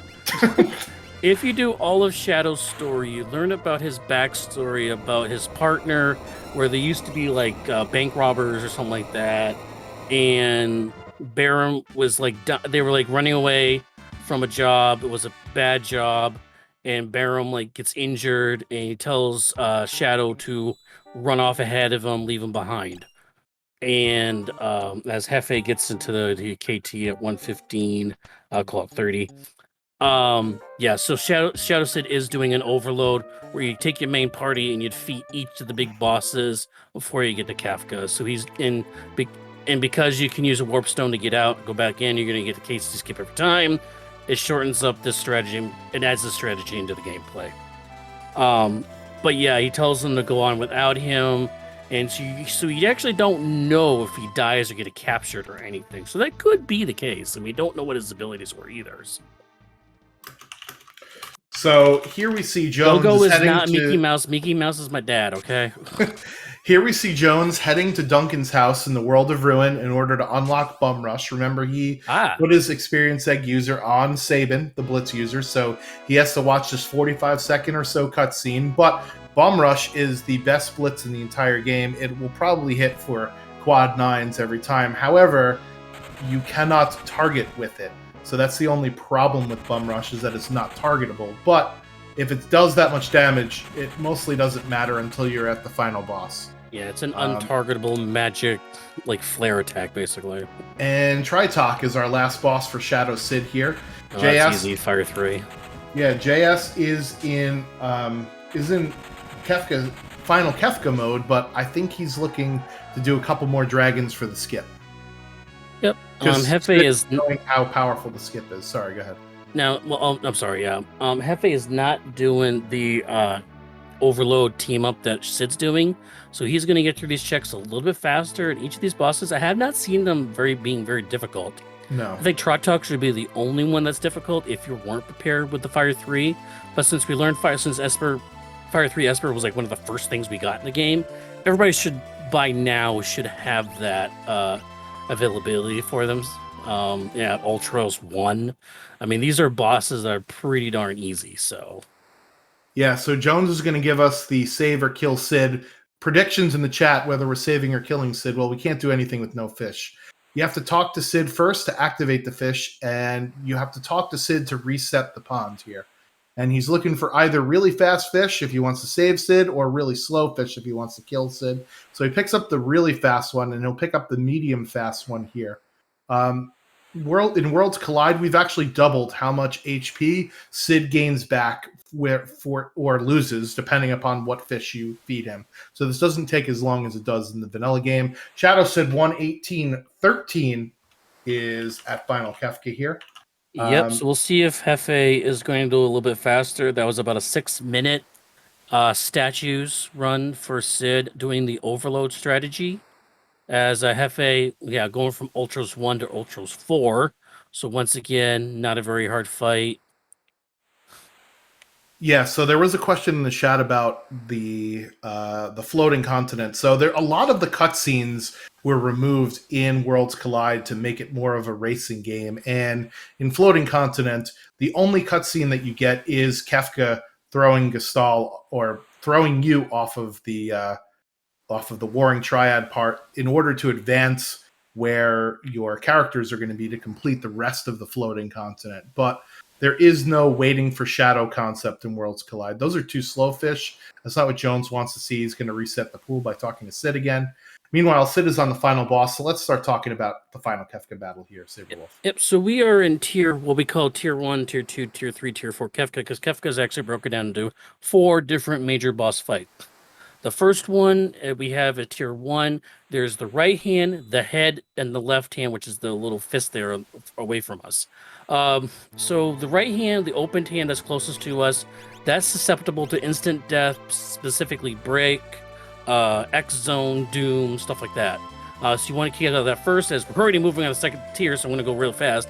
Head is weak against fire, and the close fist is the last thing you want to kill, because if you kill the head last, it's going to do a massive attack and do a lot of damage against your party. So you want to kill the head second, and the fist third.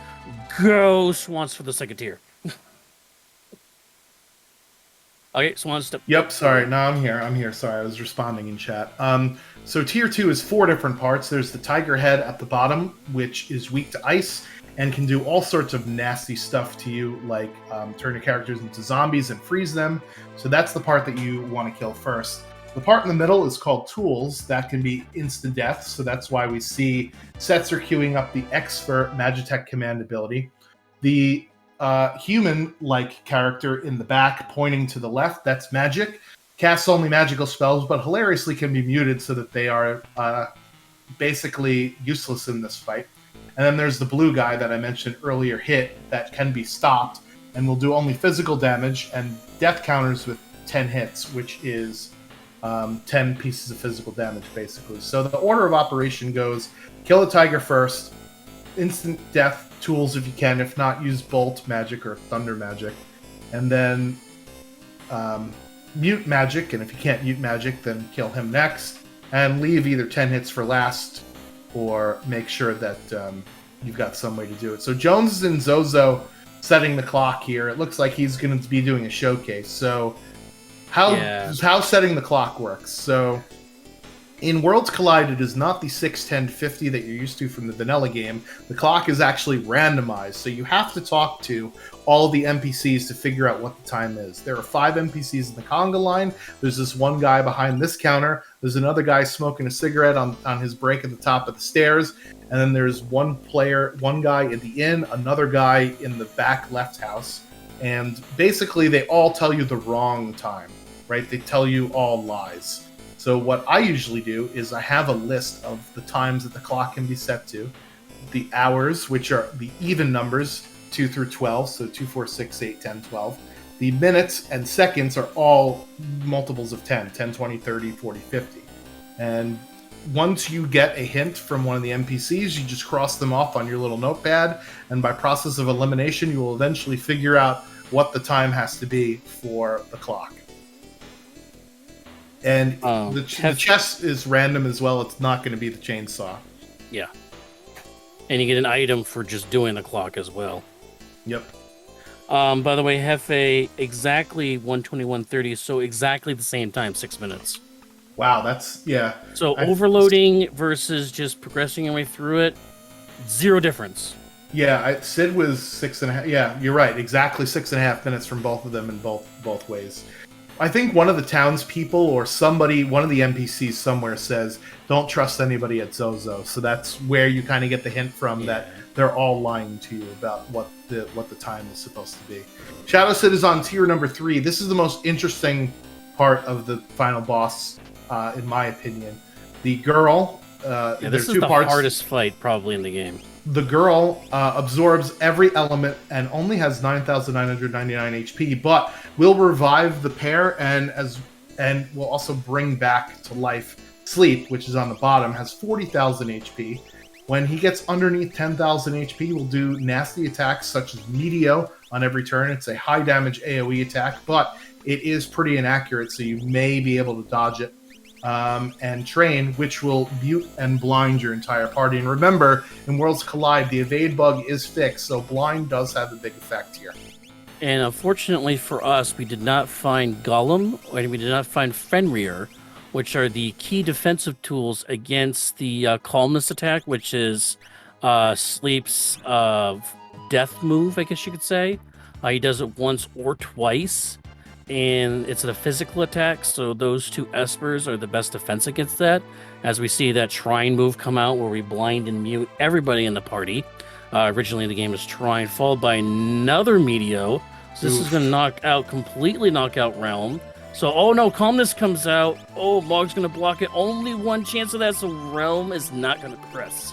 Yeah, so the final battle also works where if one of your characters is down as you defeat one of the tiers, you don't get the chance to revive them in the next tier. They will instead bring somebody off the bench. And in this case, it is going to be some scrub that we haven't been using the entire game.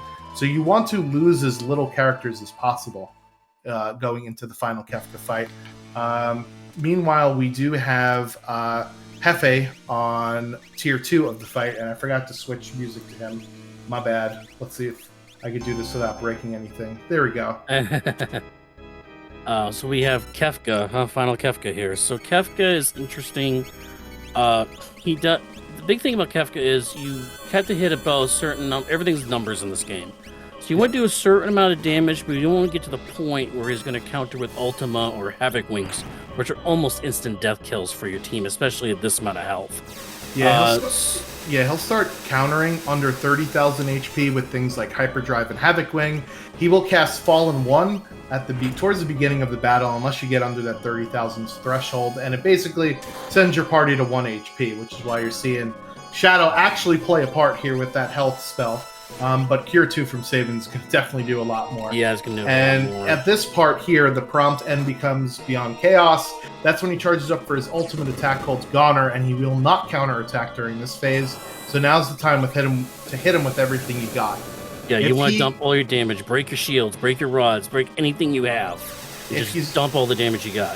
If he's under 10,000 HP, then he'll counter with Ultima. So we want to be sure not to get him under 10,000 HP in his counter phase, because Ultima is the strongest attack in the game.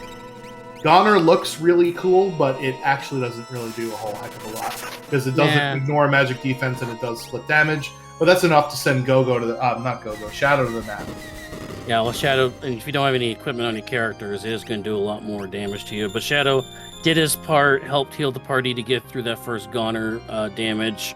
So, yeah, we can move on. Now, Revenger is going to be interesting. It nullifies all the special statuses on everybody on the field.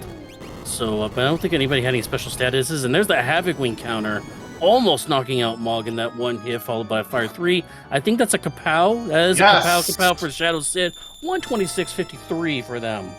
All right, GG Shadow Sid. Amazing job. He is our winner tonight. 126 is a great time for this particular seed. Time in this game is on the first crack of Kefka. So he is our winner, and we'll see if we can grab him in for an interview. I will be grabbing everybody's Discord handle, so why don't you take over for a second here, Saber? Yep, no problem. As I say, we have Hefe still on Cure 2. Again, this is the Exfer. He's still trying to Exfer to try to take out the machine. Still another mess. Exfer, I believe, is not quite as accurate as X-Zone is. So let's see a lot of people who try to use Exfer from the magic tools, but it doesn't really work very well. JS Numbers is doing that reset attack, reset overload thing, which we have seen hasn't really panned out to be good one way or the other. It doesn't give any extra time. It was exactly the same amount of time there. W.O. Jones is currently fighting Tritoch. Fire damage is what you want to use for them. It's really the only effective thing you can do unless you have armor or elemental ignoring kind of weapon stacks like Atma Weapon with Offering or Fixed Dice will also be a good thing to use as well. But yeah, Fire 3, learn to bring him in the game. No problems there for that. Going back to Hefe, we did hear one of the parts just die there. We're using elixirs to try to keep our HP and MP up and running. Yeah, Machine is Tools is still up. Magic is dead though, so that's a good thing. So we're not going to get any major damage. Magic spells here going to affecting us. We got Bahamut because we did have really good Espers for Final Kefka here, so that's going to be a pretty good hit there. But oh, Delta hit coming back in here from Machine. That's going to stone Setzer. Setzer, of course, is the big damage dealer right now for the Magitek Tools. Lay off the hash, Setzer. Yeah, so there was a question in chat. It would be awesome if we could get this more on Speed Gaming. Well, we are on Speed Gaming every week, usually around this time, actually, 8 p.m. Eastern Time. We have a weekly Final Fantasy VI randomizer race on the Speed Gaming family of networks. Usually we're on Speed Gaming 2, sometimes we've been on 4. Once or twice we've been on the Ocho. I don't know what that's all about, but yeah, we are there, and there is a link to our Discord is also in the chat. You can also go to ff6wc.com. That is the website where there are instructions for how to play this game on your own, and as well links to our Discord here. Hefe having a lot more trouble with Tier 2 than Sid did, and you know, this is the final Kefka battle and what it could do to you.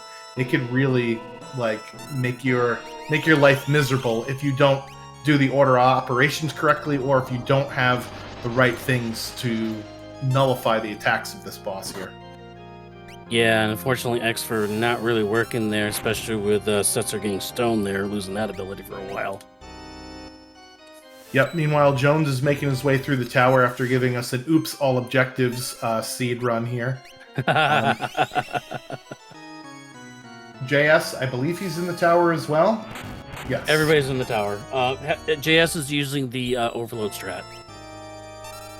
Yeah, this is, when I was doing practice runs, this is what I was doing. I was overloading my team and warping out every time. And it was, like you said, well, it didn't matter in the case of Sid versus Hefe. They both were 6.5 minutes, but I feel like that's the best strategy to go with here. And it looks like Jones forgot to put his Moogle Charm on. You hate to see it happen. So we also kind of forgot to mention that is Worlds Collide, you start off with 3 Moogle Charms, and any character can wear the Moogle Charm. So the Moogle Charm will nullify the random encounters that you get while walking around.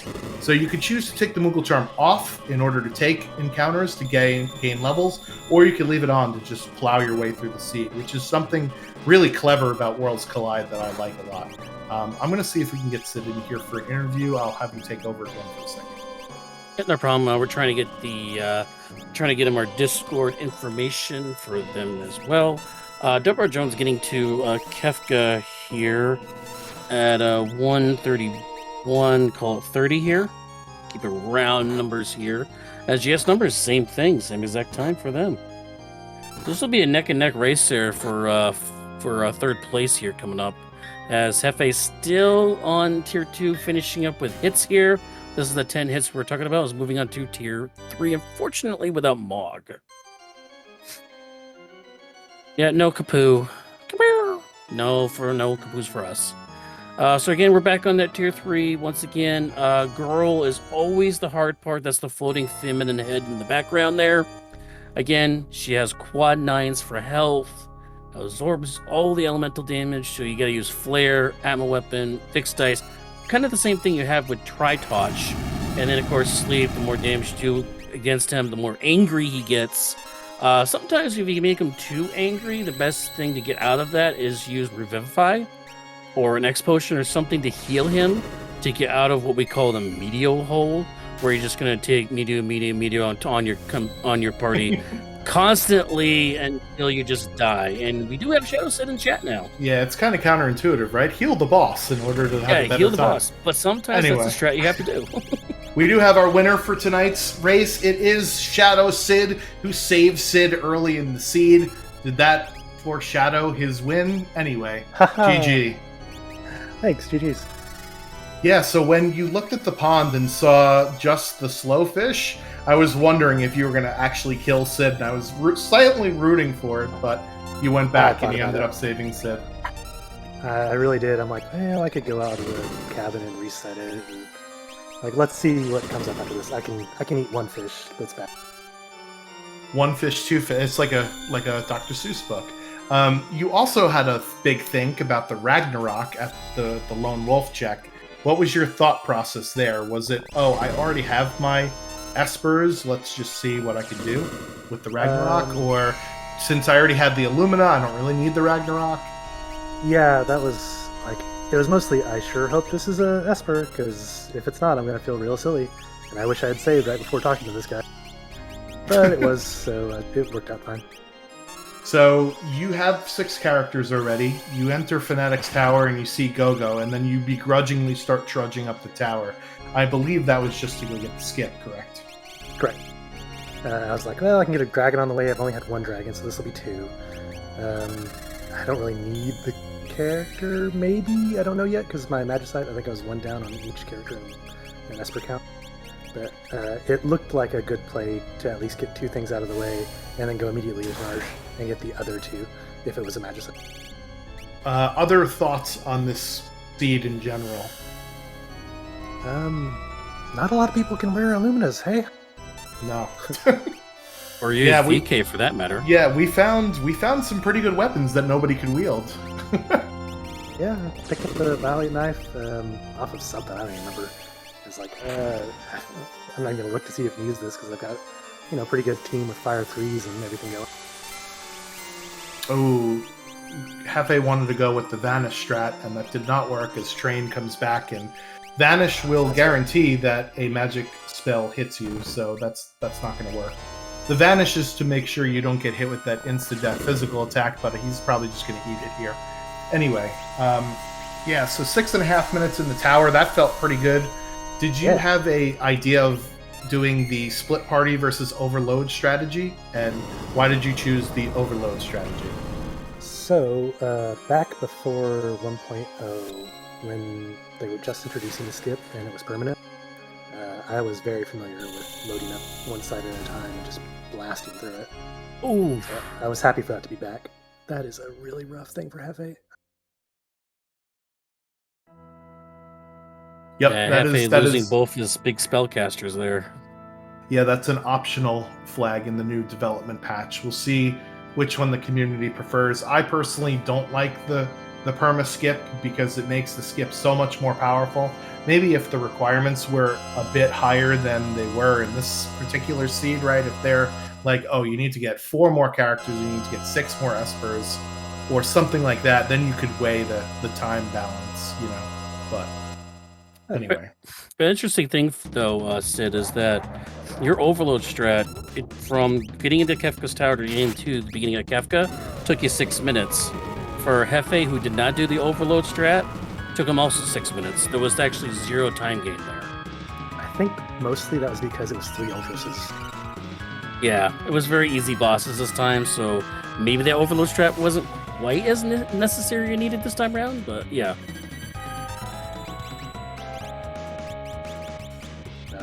I think my only other comment on this seed that kind of was the Fire Dragon and the tower. It's like, oh, that's all my magic. It's fire. Yeah, getting Fire 3 early was pretty darn good there.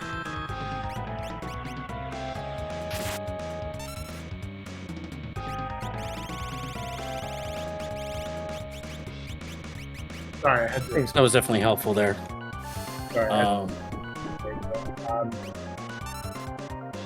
yeah, do you have anything else, Saberwolf? No, I'm good. Okay, well, Sid, you got any other final thoughts before we let you go? If you don't save Sid, it's not worth winning the seed.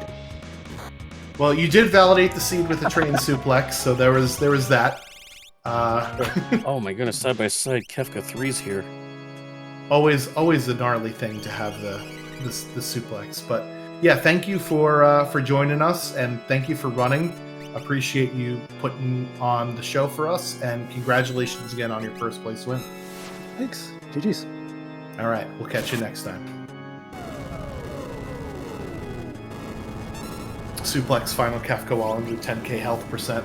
I don't know if Kefka can be suplexed. I know Kefka at Narsh Kefka can, but I don't think final Kefka can. That would be awesome if it was able to happen. I might have to go try that for science next time. So I'm hearing Goner go off. I think we're getting a little bit of a freezing here on the on the visuals that is being worked on. But now you can listen to Goner basically damage Hefe's party down a lot. That's definitely a cure spell there. There it is. Shadow, the best dad, coming in with health, both to help Shadow Sid and now helping Hefe. And there we go. We should be back now as Train comes in and it's Airblade. So of having Airblade versus Bum Rush, right? Some of our runners went and did the 45-second cutscene to get Bum Rush back, and they were rewarded with a lot more damage. As we did have, there it is. So Hefe's still battling through this final Kefka. So anything can happen in final Kefka. Kefka 3 here. Yep, but you could go and follow our runners. Our runners' links are all there, so go drop them a follow. Tell them nice job on the run, and thank you for putting on the entertainment as always here. And it looks like we are at final Kefka for Hefe. We're going up for Jones and on tier 3 for JS. So this is a nail-biter finish, folks, here at the end. Another Goner comes out. Goner is definitely the coolest looking... it's definitely the coolest animation in the game. Yeah, it's definitely one of the cooler animations, and definitely not going to do much damage as Stamina Sensor are well equipped. Quick, which is a very popular spell to use, a very expensive spell, but it guarantees that your character is going to do 2 actions without really getting repercussions for it. Yep. It's a good way to try to get a finisher in here. That should be it for Hefe, right? No, maybe one more. Soon. He's dancing on the edge of this Ultima counter here. As Deborah Jones is also at Final Kefka here. That is a compile for Hefe. So Hefe with a finish of 140, I'm going to call that 39. He didn't hit the stop timer there.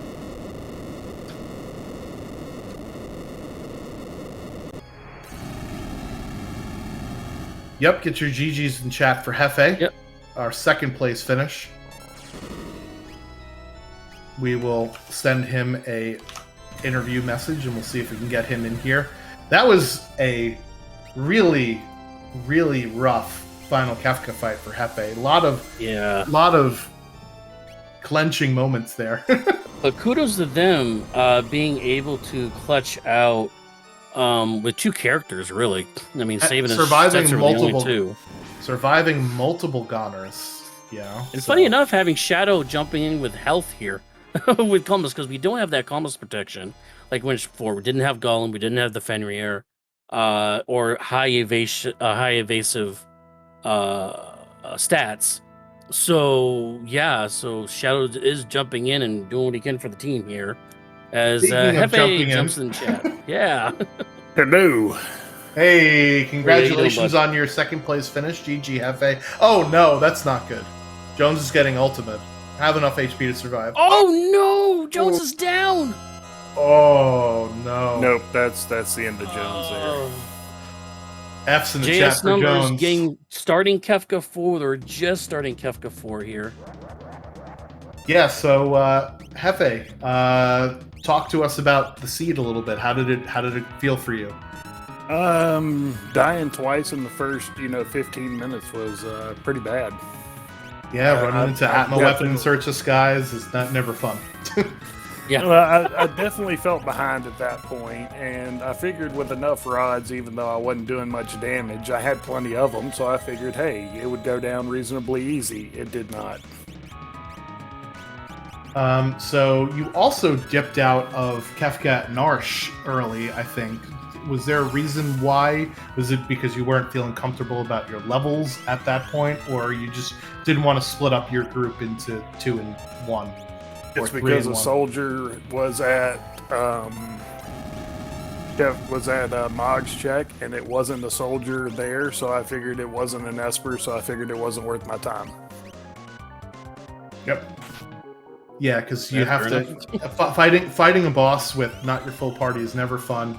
JS is also in a bit of a conundrum here with. Oh, there we go. He's healing his party up now. Yeah, he's doing the roundabout healing, knowing that Thunder Shield is on a character and using elemental magic to heal yourself with, because healing was kind of lackluster this seed. Yeah, great heads up play. So you also did Floating Continent, I think, before anybody else. Do you have a normal strategy of when you find that's viable versus when it's not viable? I do it earlier, I don't do it. And that's kind of been my issue for a while of, if I don't do it as soon as I get Shadow, or as soon as I am capable, I feel, of doing it, then I won't get back to doing it. And that usually means that things don't go well if it's needed or required. Yeah, this seed, it was 3 Espers, so it was very nice to have. No characters, but when you need Espers, you need Espers. Right. The only other question I had before I'll give it to Saberwolf, other than us talking through that final fight, was I wasn't sure what you were looking for before entering Kefka's Tower. Was there something in particular you wanted to find, or did you just need items?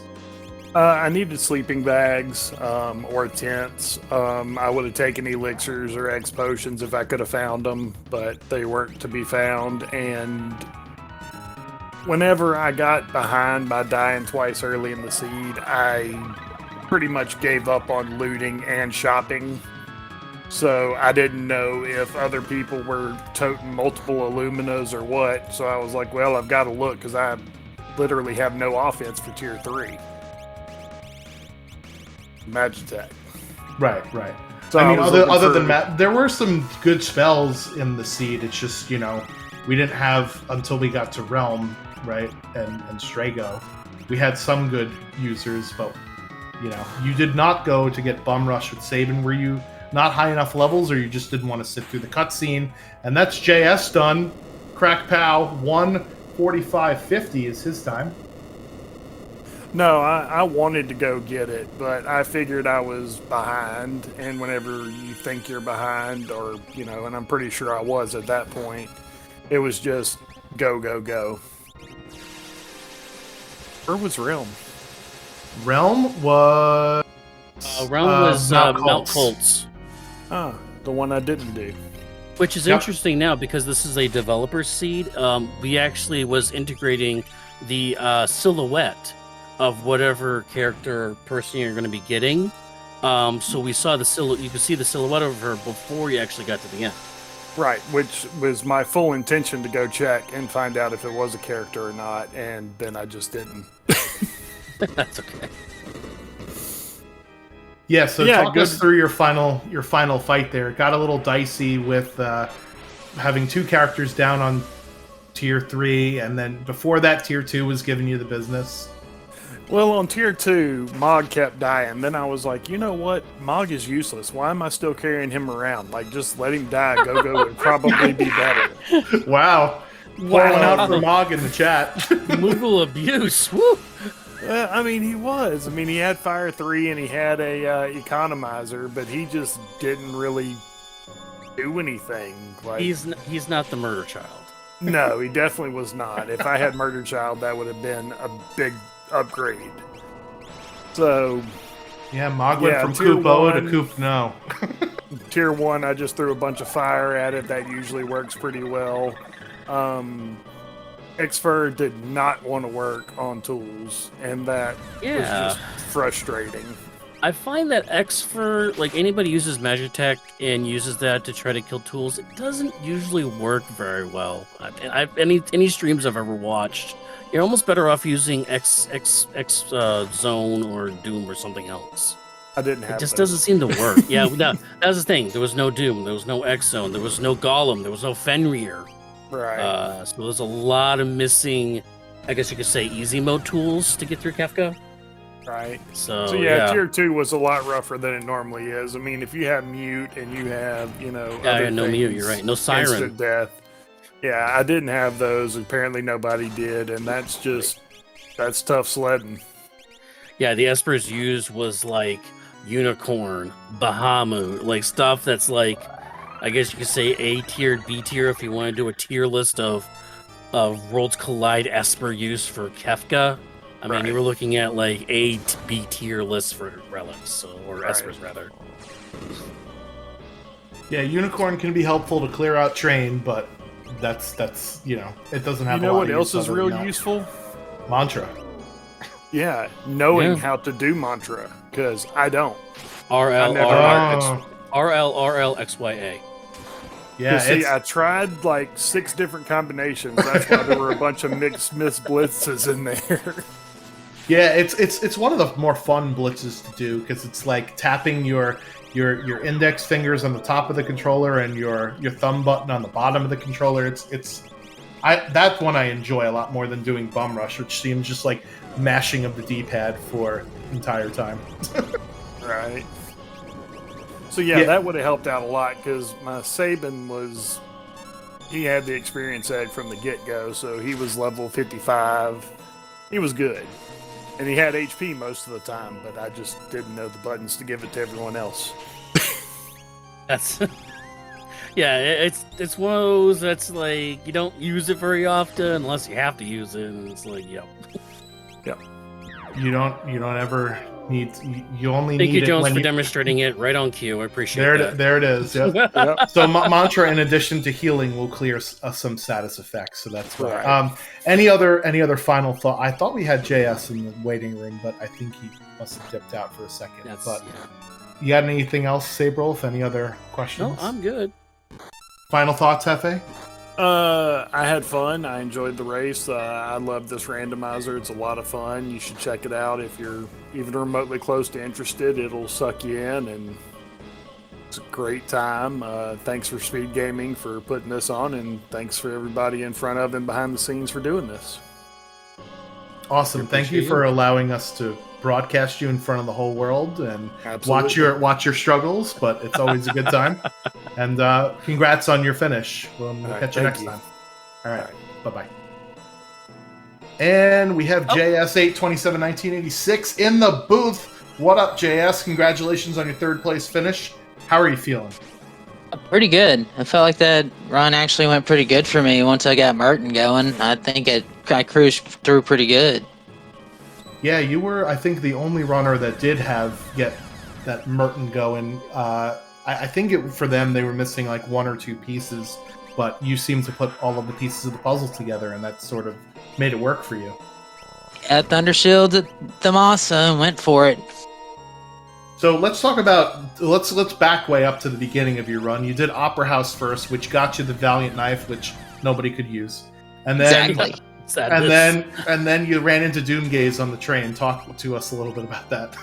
Oh gosh, I knew I was 15, so I reset it out of there right then and there. I knew every single character was 15. I said nope, went and hit a ghost real quick, and I knew I'd be able to beat him. It was just because I had some rods and stuff, but it was just so much as dead right off the bat. Yeah, it's not worth it. Yeah, well, you reset out so fast, I didn't even see. I was like, oh no, is that Magimaster at the train? And he's stuck on the train now? But thankfully it was something you could handle.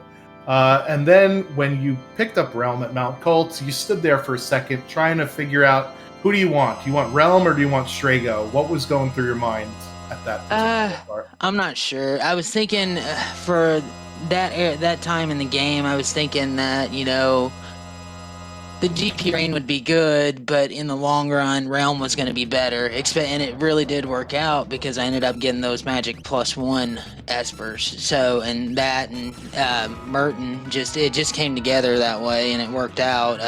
It was just kind of like, what do I do? Because I think GP rain would have been okay for the time being until, better Magic came around, and then I thought, long run, and Realm was going to be better, just higher Magic power. I think she started with like 46 or something like that. Pretty sounds about right. Stats. Yeah. And you also did Floating Continent late. It might have been just down to like these are the only checks you had left, but Hefe did Floating Continent a lot earlier, got his 3 Espers. It was great for you because it was 3 Espers and you desperately needed Espers at that point. Talk to us about your decision to go to the Floating Continent then. That was hopes and dreams, man. I was just hoping for 3 Espers, and it worked out. I got my Espers and just kept cruising. By that point, I wasn't too worried about anything I might run into. I know floating continent takes some time. I'd rather have done it earlier, but it worked. It worked out. You know, this seed just kind of fell in place for me.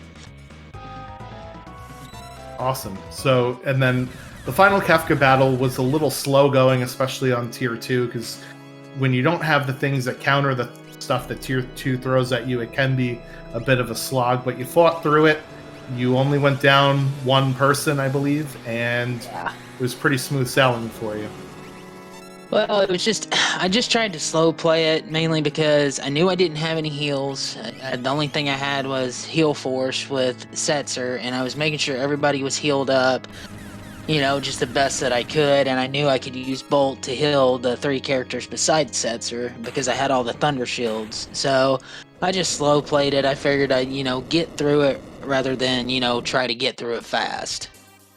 And speaking of getting through it, Jones has gotten through it. That is his GG crack pow. He is 154.14. I will undone on him so that you could hear the music. Okay, his timer did stop. Okay, great. So yeah, that is Jones done after eating an ultimate to the face, which is never fun. Yeah. I thought it was going to happen a second time. He was really playing with fire there. Yeah, he got to the point where it's like, I got a YOLO because we're getting up to 2 hours here, so... Yep. Kind of like, you only live twice, really, on this one. Any questions for JS? You got Saberwolf? Okay. All right, JS, any other final thoughts on the seed? No, I believe I'm good, man. That is Jones done after eating an ultimate to the face, which is never fun. Yeah. I thought it was going to happen a second time. He was really playing with fire there. Did I do something? I'm feeling the stream back again. Oh, that's Jones. Oh, Jones must have switched on to... Yeah, he switched on to the stream. All right. You better get him in there, then. We're gonna... Yep. We're upwards to the clock here. There we go. We'll make them done. Sorry about that. So yes, JS, thank you for your 3rd place finish. Thanks for letting us restream you, and we appreciate it. Hey, thanks for the comms, guys. Appreciate it. I'll go back and watch this later, see how hilarious you guys got, because I know you can be pretty funny, you two. I do not make jokes ever. This is a very serious game that we are discussing. Absolutely. I know. Very, very serious. 100%. All right. Thanks a lot, and we'll catch you later. Bye. And the man of the hour, WR Jones 18. What's up, Mr. Jones? GG's. Congratulations on finishing that seed. Yep. Oh, thank you so much. So you decided really well. You decided to give us objective percent, right, in this particular race. Oh, yeah. So you saved Sid and you did the clock. So it was nice to talk about at least for a little while. Were you just going for extra levels for Bum Rush at the very end? Yeah, at the very end I figured, this is where it came and bit me, because I'm like, well, we're like at 1 hour and 20 minutes or something. I'm like, well, I don't want to end this too soon. Let me go see if I can do a couple things. And then I figured, yeah, it would be nice to have Bum Rush, and then, you know. Way to sandbag it. Thanks a lot for dragging this out. Little did you know that you would eat an Ultima in the final battle and have to drag it out a little longer. That was not part of the plan. The Ultima wasn't. Well, so you rolled a seed, though, so you only have yourself to blame on this one. That is true. And what a tease of a seed it was. The very first Esper having Merton and never finding any Merton protection, and then 2 Valiant knives right off the bat, and nobody could equip them. I'm like, what? There was also an Illumina lying around that I think only one character could use as well. Yeah, that was my boy Strago right there. JS did find Merton protection. I don't remember if it was in the form of rings, like the Blizzard orbs. It was Thunder Shields. Okay. You also did Kefka Narsh early and wiped to the Stooges. Yeah. Did you just think, I have M-Tech, I have Magitek, I could do anything? Yeah, that's kind of what I thought. And I should have reset as soon as I saw it was the Stooges, but I was feeling feisty, so I tried it. And then even then, I should have reset when I used Pearl when I saw he had like 2,500 health, and I was only doing 4. I'm like, this is not going to end well. But I mean, you had the Ice Beam. Little did you know that South Figaro, World of Balance, had a shop with all 3 elemental rods in it for you to buy. I found them later. Yeah, so talk to us about that final fight. When you do wipe to Kefka with Ultima, are you much more conservative the second time around, or are you much more aggressive because you know you have to make up the time? I would say I probably get more aggressive. I think I don't know if I would. I don't know. I kind of played it the same way both ways this time. I wasn't counting Kefka's hit points, and it's been a really long time since I've taken an Ultima from him. So Yep. sometimes I just forget that it happens. And I just It wasn't almost paying- happened on the second time too. You were playing with fire a bit there as well. Oh, I know. I'm like, you know what? Let's give him a show. Well, any other questions, Saberwolf, we've got for Jones? I'm good. You asked them all mine. So Any other thoughts on the seed, Jones? Well, on the seed, I mean, you all saw how it went. So the seed was the seed. But I do want to say thanks to everybody. Thanks to you guys on the commentary and everybody restreaming and everybody at SpeedGaming. Thanks for having us. This was awesome. Yeah, so I'd like to also give you a sincere thank you, Jones, for helping organizing the team that brought the race here. Jones was the one that created the submission, organized all of the volunteers.